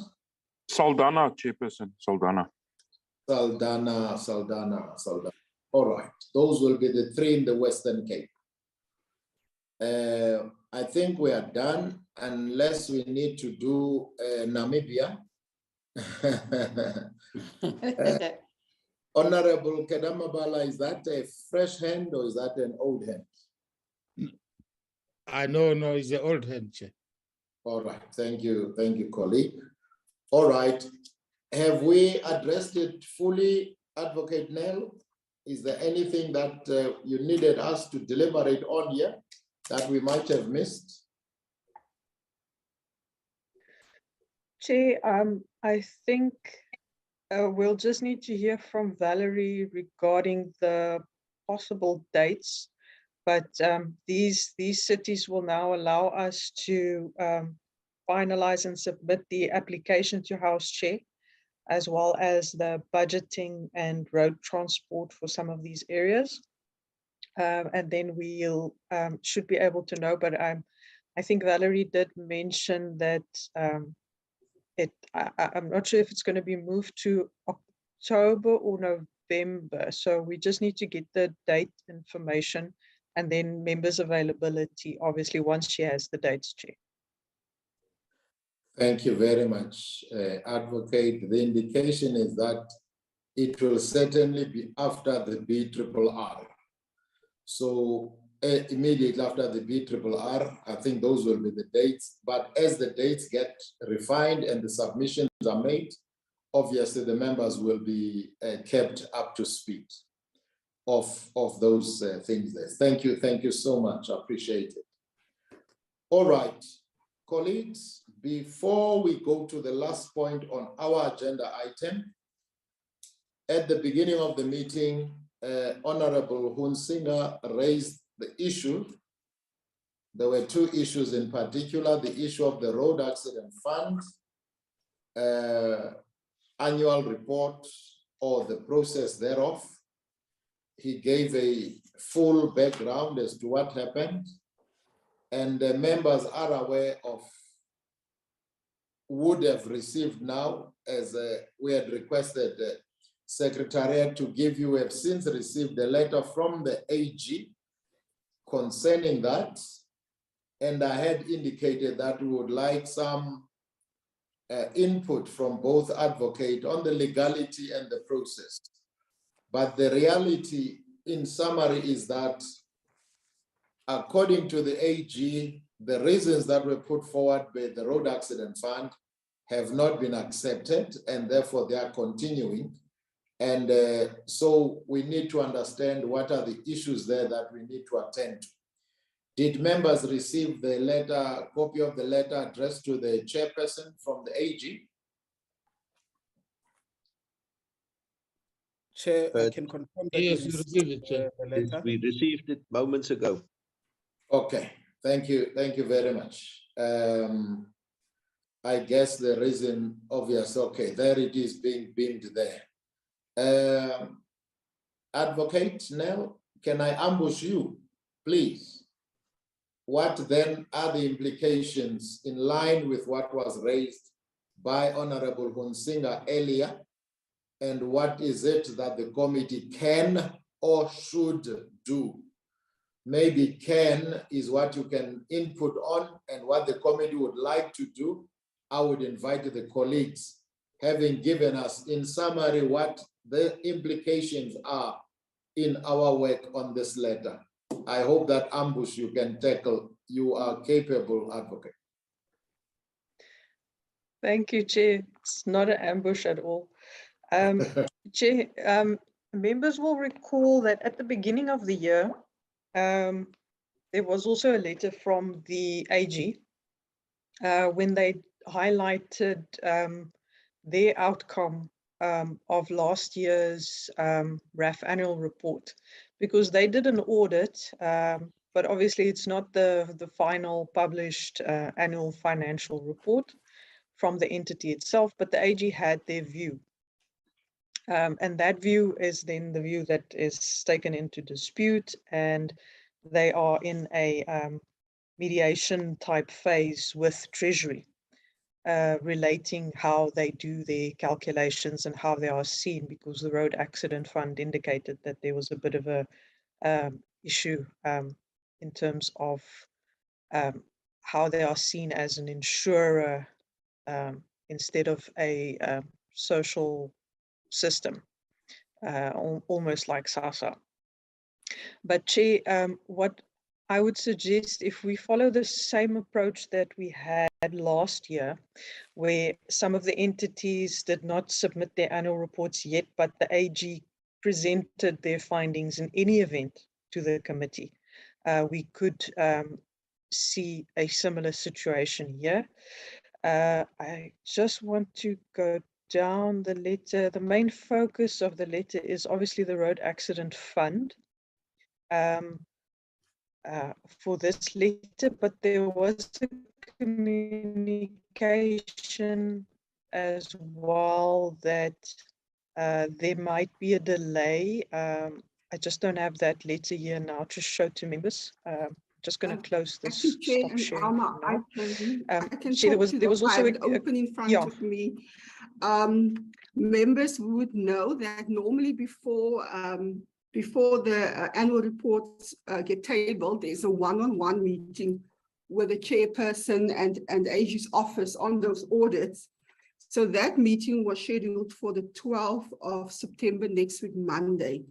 But then there was an email asking for that meeting to be postponed, because although the AG had signed off on most of the national audits by 31 July, there was still a few outstanding audits, which include the Road Accident Fund and PRASA. So that's what they indicated towards the end of last week.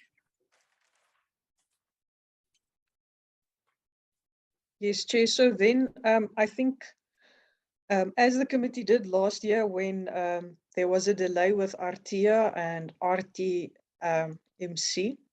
as well as I believe it was Samsa, the AG would give their findings and their outcomes in any event based on whether it was qualified, unqualified, or disclaimers. And the committee included the AG's views and findings on those, even if we also mention in our report, as we did last year in the BRRR, that the annual reports were not submitted at the time of finalization of the BRRR report. As these reports do come in later in the year, they do get tabled and sent through. We have received some of those late tabled reports. The only difference is that we've not had the time as a committee to do a supplementary report to include those annual reports in detail. That is what we can do going forward with this. And I think then from a procedural aspect, Valerie can also just touch on if members feel very strongly about demanding a document or a larger amount of documents. For example, the AG will send us about a 5-pager where they will give their AG's report, as it is normally in the annual reports. They will then obviously leave out which pages they cross-reference to in the annual reports, because we cannot have those pages if the annual reports are not published. But if members feel strongly, I think there might be allowance for you to ask the AG to supply the committee with the documents that they worked on. If members are not satisfied with merely the AG's report on those documents, even though the annual report will not be before the committee. And then once the reports do get tabled later on, whether it's with the resolution of the issues that Road Accident Fund has with how the AG does the audit, or how the AG does have issues with how they conclude their documents, then we can do a supplementary report. Just from that point, it's a content point of view, Chair, again, not a legal opinion. But then if the committee feels that they need to get a legal opinion, they can request that from legal services. But Mr. Hansinger was correct in terms of the sub judice application opinion that was given. It should not be impeding the committee getting a presentation. We could get a situation where the committee can call the Road Accident Fund to present on the annual financial year that would be under review, which would be 2021 to 2022, would have ended in March this year, and ask the RAF to present on it whether they've submitted an annual report or not. This is something that members can consider. They will just indicate that the figures are not audited, or they will say that the figures have been processed through their internal audit. And then we can structure the BRRR observations and recommendations on what they presented accordingly, and just make the notes or indicate whether or not it was on the audited documents or on the AG's opinion, or on the unaudited figures that they would have presented, Chair. So that would be my input for this, Chair. Thank you very much, Advocate. And we do note that it is not a legal opinion. Very well known. Colleagues, there it is. I want to invite your inputs now before I privatize this discussion. But as I invite your hands, I think what is key here, which is what Honorable Hunsinger had started in presenting the matter earlier, our role on oversight in line with options that Advocate has highlighted cannot be stopped. So we should do oversight. Obviously, if the members feel need to take one direction or the other, as being suggested. Honorable Kedamabala, I now suspect this hand is a fresh hand. Should I recognize it? Yeah, okay, that is Honorable Ketamabala number 1. Any other hands? We have it here. All I want, what would you like to do, colleagues? It will be followed by Honorable McDonald, excuse me, and I will give it last to Honorable Hunsinger. I'm particularly wanting you to be last because you had introduced the matter. We are looking at it now. Let's allow other colleagues and then you'll be last. So Honorable Ketamabala, Honorable McDonald, and Honorable Hunsinger in that order, please, colleagues. You can shoot. Thank you very much, Honorable Chairperson. Honorable Chairperson, I think our option now, I think we have to call the RALF to come and represent their status in the portfolio committee. Because you see, sometimes we are very soft to these entities. You see, if you are talking about PRASA, we are talking about this RAF. They are actually causing a lot of challenges in our portfolio committee. So now I suggest that the chairperson, we must call them to come and account. And then another thing, there's something that I'm just thinking, Chair, I don't know is it illegal or not. If we can call the RALF with the Auditor General in one meeting, if that one is possible, so that we can find their argument in what they can say to us as the different actually section 9 and our entity. Thank you very much, Honorable Chair. Thank you very much, Honorable Katamabala. Honorable McDonald. Thank you, Chairperson, and thank you, Advocate Nell, for the presentation. And thank you to Ms. Carlson for the letter. Chairperson,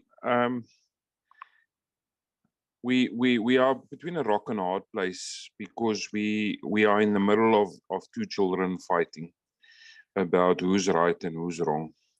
And I agree with Honorable Ketamabala. I think Road Accident Fund and the AG, they don't have to come on the same day, but I think maybe the AG must come and explain why they want it their way and why can't it be that way, and then the Road Accident Fund to come and present to us. Because at the end of the day, we need those financials and we need to have them because that's our role in oversight. So I agree that this can't stop there. We can't wait forever where we need those documents and they need to come to the Portfolio Committee. Thank you, Chair. Thank you, Honorable McDonald. Honorable Hunsinger. Thank you, Chairperson. Chairperson, without going into detail that would expose my opinion about this, which is just an opinion, I think it would be valuable to the committee to first only get the AG, so that we can get a perspective on what the actual reasons was for not submitting the annual statements and report. And from that, I think we will be in a better position then to decide whether and if we will engage better with the Road Accident Fund's financials after having a thorough presentation by the AG. It is technical in nature, and we need to get grip on the variation in financial approach, which is the basis of this dispute. And a way was found to do it in a different way, and we need to understand why it was deemed necessary to then submit this particular financial report in a different way, which then caused this whole dispute. So therefore, I think given all these technicalities, it is important for us first only to meet with the AG and then to decide how we will approach it with the Road Accident Fund and whether we want to engage with the Road Accident Fund before the AG has concluded or Treasury has concluded the actual auditing, which was part B of the court proceedings. Thank you, Chairperson. Thank you very much, colleague. I think there is consensus on meeting the AG. Where there is no clear consensus as yet is to whether to invite RAF or not. There is views that says yes, let's see them also. So I think, colleagues, let it be work in progress where we are resolving as a committee that we will need to see the Auditor General on matters of the AG as we all know them. What I think will depend when it is, because I believe now, having heard that the procedure is that the chairperson would have met the AG first, and then the committee. So our resolution is not breaking that protocol, but we are saying as a committee, we would like to see the AG as it relates to road accident fund. Once we have seen the AG, as a committee, we will take a view as it relates, because I'm sure a lot of information and insight will come out of that meeting. We will then take a view of what is the next step as it relates to the road accident fund. So we are not saying we are not seeing the road accident fund, but we are saying let's first hear the AG first, and then we'll take a view from there. That is my summary on the matter, and I hope colleagues have summarized it well. If those legacy hands can be lowered, we'll appreciate it. That of Honorable Hunsinger and Honorable Ketamaba. All right, that disposes of that matter. The second matter which was raised was the issue of the Saka crash report and the appeals process that was apparently later rejected by another, by the Ethiopian authorities. And I think the matter here that we need to resolve on is what do we do? This report, we heard that there was an appeal, but we hear now that there could have been a different view that cannot be appealed. The second issue is that there was somebody who had wanted or showed willingness to come and address the committee as it relates to his knowledge of that environment as a former employee there. So I want to invite comments, colleagues. Maybe let me also ambush once more Advocate and Ms. Carol Sayer to remind us a little bit and also bring us, it's always important to get what is the procedure. I always want us to stick towards what the procedure would be when we have received something like this. What are the options that we have so that when we engage, we know our parameters in terms of procedure, we don't find ourselves on the other side. So can I ambush you, Ms. Carlson, to remind us procedure and everything, and then Advocate if there's anything you'd like to add on here. Then I'll invite the colleagues.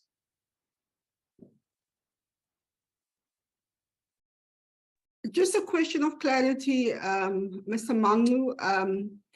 The matter that Mr. Hunsinger was referred to, was it sent to the chairperson as well about the appeals?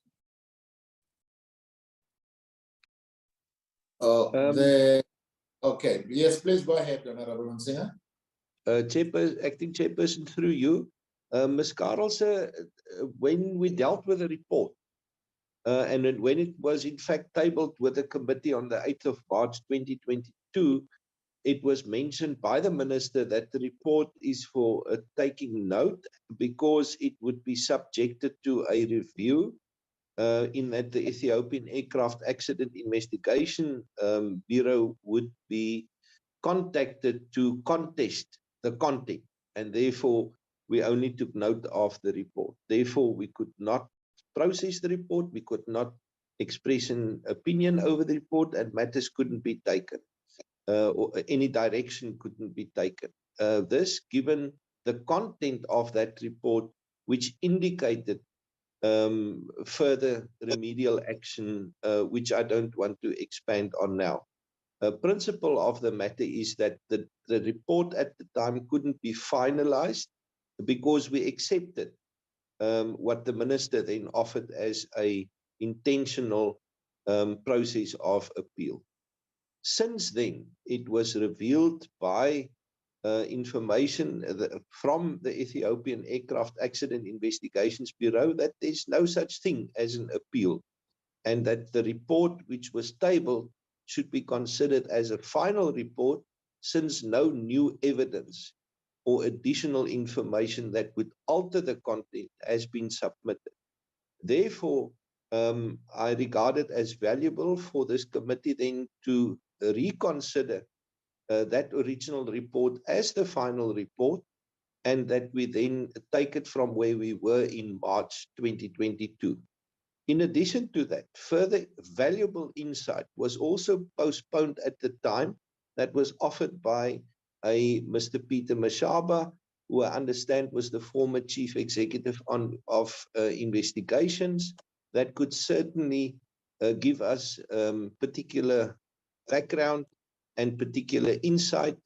More information wasn't revealed at the time, but that Mr. Mashaba definitely is in a position to then also give us insight and understanding so that we can evaluate the conditions around that particular time. So those two were the main points that I raised and the status of both. Thank you, Chair. Thank you, Honor. I think the direct response to the question, Ms. Carroll says that no, we don't have an answer if that rejection, let me use the word rejection or rebuttal by the Ethiopian authorities was forwarded to the chairperson or not. Ms. Carroll, sir, I think you got the response. I got my response for that. Thank you. Yeah. Any advice on the process? Because the request is that the committee reconsiders that report in light of the fact that it would appear that there's not been any appeal, or if there's been an appeal, we don't know what the response is. So the request is that the matter be brought back to the committee for consideration and opinions and processing forward. Would that be procedural, Ms. Carroll, sir, advocate? That report was not a formally tabled report, so it was not referred to the committee for consideration in the report. But if members decide to have a follow-up meeting with the minister about it, it is probably something to consider based on the decision today to have the department back and the minister for follow-up on that matter. Would it be within the committee's purview to demand the report to be tabled, knowing that there is a report, although it was not formally tabled as you've rightfully said, rather than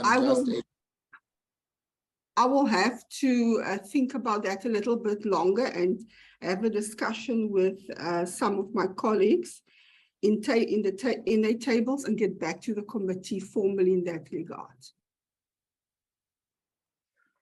Colleagues, did I summarize it well? Because at the end of the day, I hear the committee saying we want that report.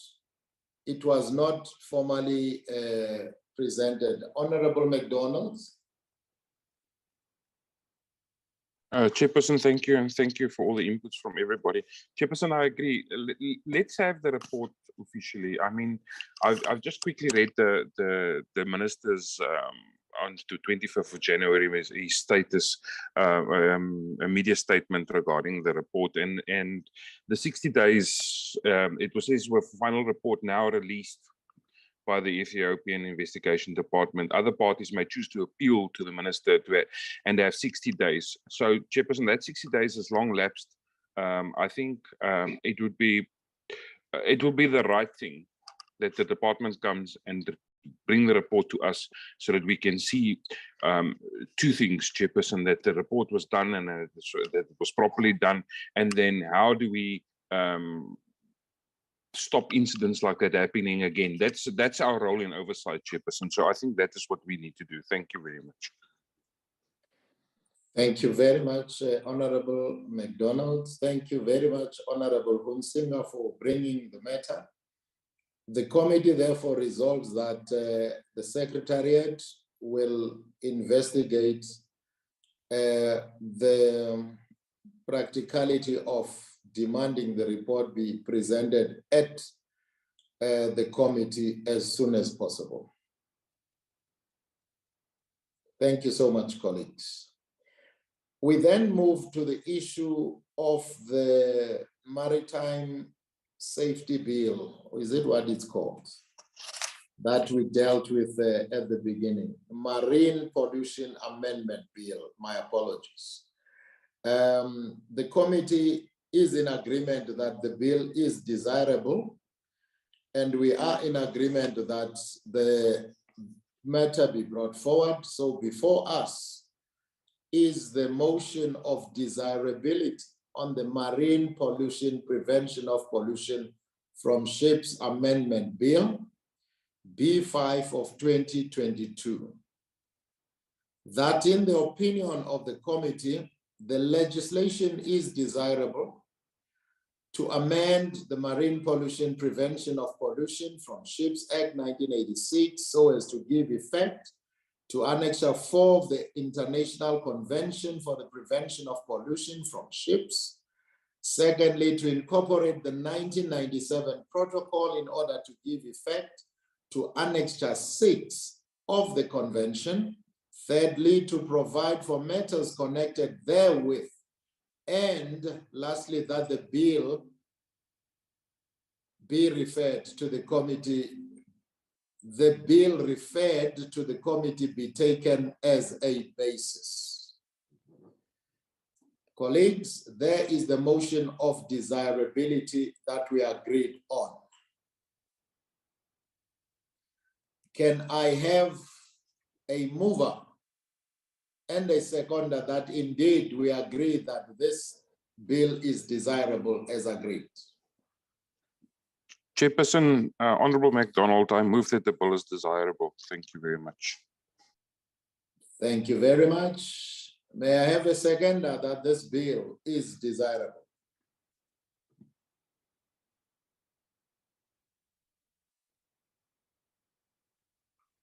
Colleagues,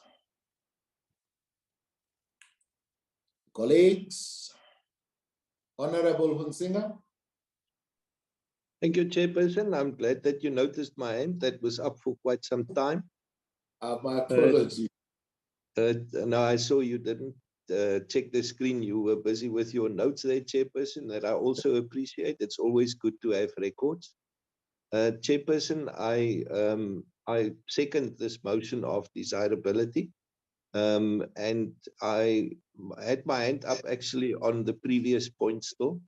I appreciate your consideration and approval then for us to have this report retabled of the Ethiopian Aircraft Accident Investigation Bureau. But I humbly remind you then also of the request to include at that occasion the submission which Mr. Peter Mashaba would want to make for us to get particular insight and understanding of the conditions. That's regarded as valuable to this portfolio committee, that we include him during the same session that we envisage. Thank you, Chairperson, and also for your chairmanship today. Thank you very much, colleague. Can I also put to the committee that we need to take a resolution, therefore, that with this acceptance or adoption of the motion that this bill is desirable, we are also agreeing that the process of publication can start immediately with due process in Parliament of quotations and all that goes with it. Do I have the committee's agreement? I see thumbs up and everything. So, thank you, Honorable MacDonald. Therefore, the committee resolves that the bill can go for publication and all due process will be followed by the Secretariat. Mr. Mangu, I just want to confirm who moved and who seconded. I just for Mr. MacDonald. Who seconded was Honorable Hunsinger. That is for the publication of the bill. I covered the motion. Okay, for the publication, thank you, Ms. Carroll said. Could I have a mover also for the publication of the bill? Chairperson, Honourable MacDonald moves for the publication of the bill. Thank you so much. Honourable Hunsinger. Thank you, Chairperson. I had my hand up, but Honourable MacDonald seems to have we will swap it broken the protocol on that, but all in good spirit, Chairperson. We are in full agreement. Let's proceed. Thank you so much. You got it, Ms. Carlson? Fine, just so that members know, we have to do it for audit purposes because we're going to spend some money. It's in order. It's in order. Thank you so much. Thank you very much, colleagues, for your cooperation and assistance. We now go to the last item for today, which is consideration of the minutes of the 30th of August 2022. I take that the minutes were read, and I now give the opportunity for anybody who wants to raise any issue on the minutes of correction, any issue on the minutes on the 30th. I don't see a hand. Can I therefore invite a mover for the adoption of the minutes of the 30th of August as a true reflection? Honorable McDonald, your hand is up. Chairperson, so that I don't break protocol here, as Honorable Hansinger suggested, I move for the adoption. In a lighter note, Chairperson, thank you. Thank you so much. Could I have a seconder for the adoption of the minutes of the 30th of August?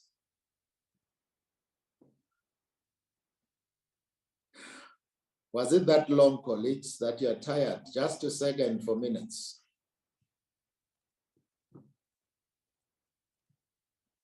Yeah, madam. I can't second, I'm chairing. Unfortunately, I also can't second because I did not attend that meeting. Yeah, madam. All right. Can somebody who was in the meeting second, please? Seconded by Pete May. Thank you, Honorable May. The meetings of the 30th of August 2022 are therefore duly adopted. Colleagues, that brings us to the end of this meeting. May I invite Ms. Karelse if there is any announcements or anything that we might have missed in the midst of juggling between papers and chairing a meeting. Just one issue. In last week's meeting, the chairperson indicated that the program would stand over till today, but I've discussed the outstanding issues that Chair needed to address for us to finalize that program. Members may recall there was still the issue about the concurrence with the NCOP in terms of the land transport amendment bill. So those were issues that first needed to be cleared out before we can finalize the agenda items for the next 2 weeks until the end of term. So I will be discussing with Chair again after this meeting, and will forward any information as soon as possible. Thank you very much, Ms. Carlson. Which then means, when is the next portfolio committee meeting? Because colleagues are not always going to emails, I know that. The meetings will continue on Tuesdays as per the program. There will just be agenda changes because we had to wait for the state law advisor to return from her sick leave. She has forwarded yesterday the corrections to the proofs of the road transport amendment bill. So we will be seeing how things evolve over the next 2 days, and forward any information to members in terms of the agenda for next week. Thank you very much, Ms. Carlson. Thank you to the whole support team, Advocate Nell, Dr. Ngesi, Ms. Masati. Thank you to the team transport. We truly appreciate your attendance and indulging with us in our processes. To the colleagues, you know it is your job, it is what you are paid for. So we can't thank you for that. But thank you for everything and the cooperation. I think we have made progress. The meeting stands adjourned. Long Thank you, live the Chair. chair. Colleague, bye-bye. Thank you, Chair. Bye.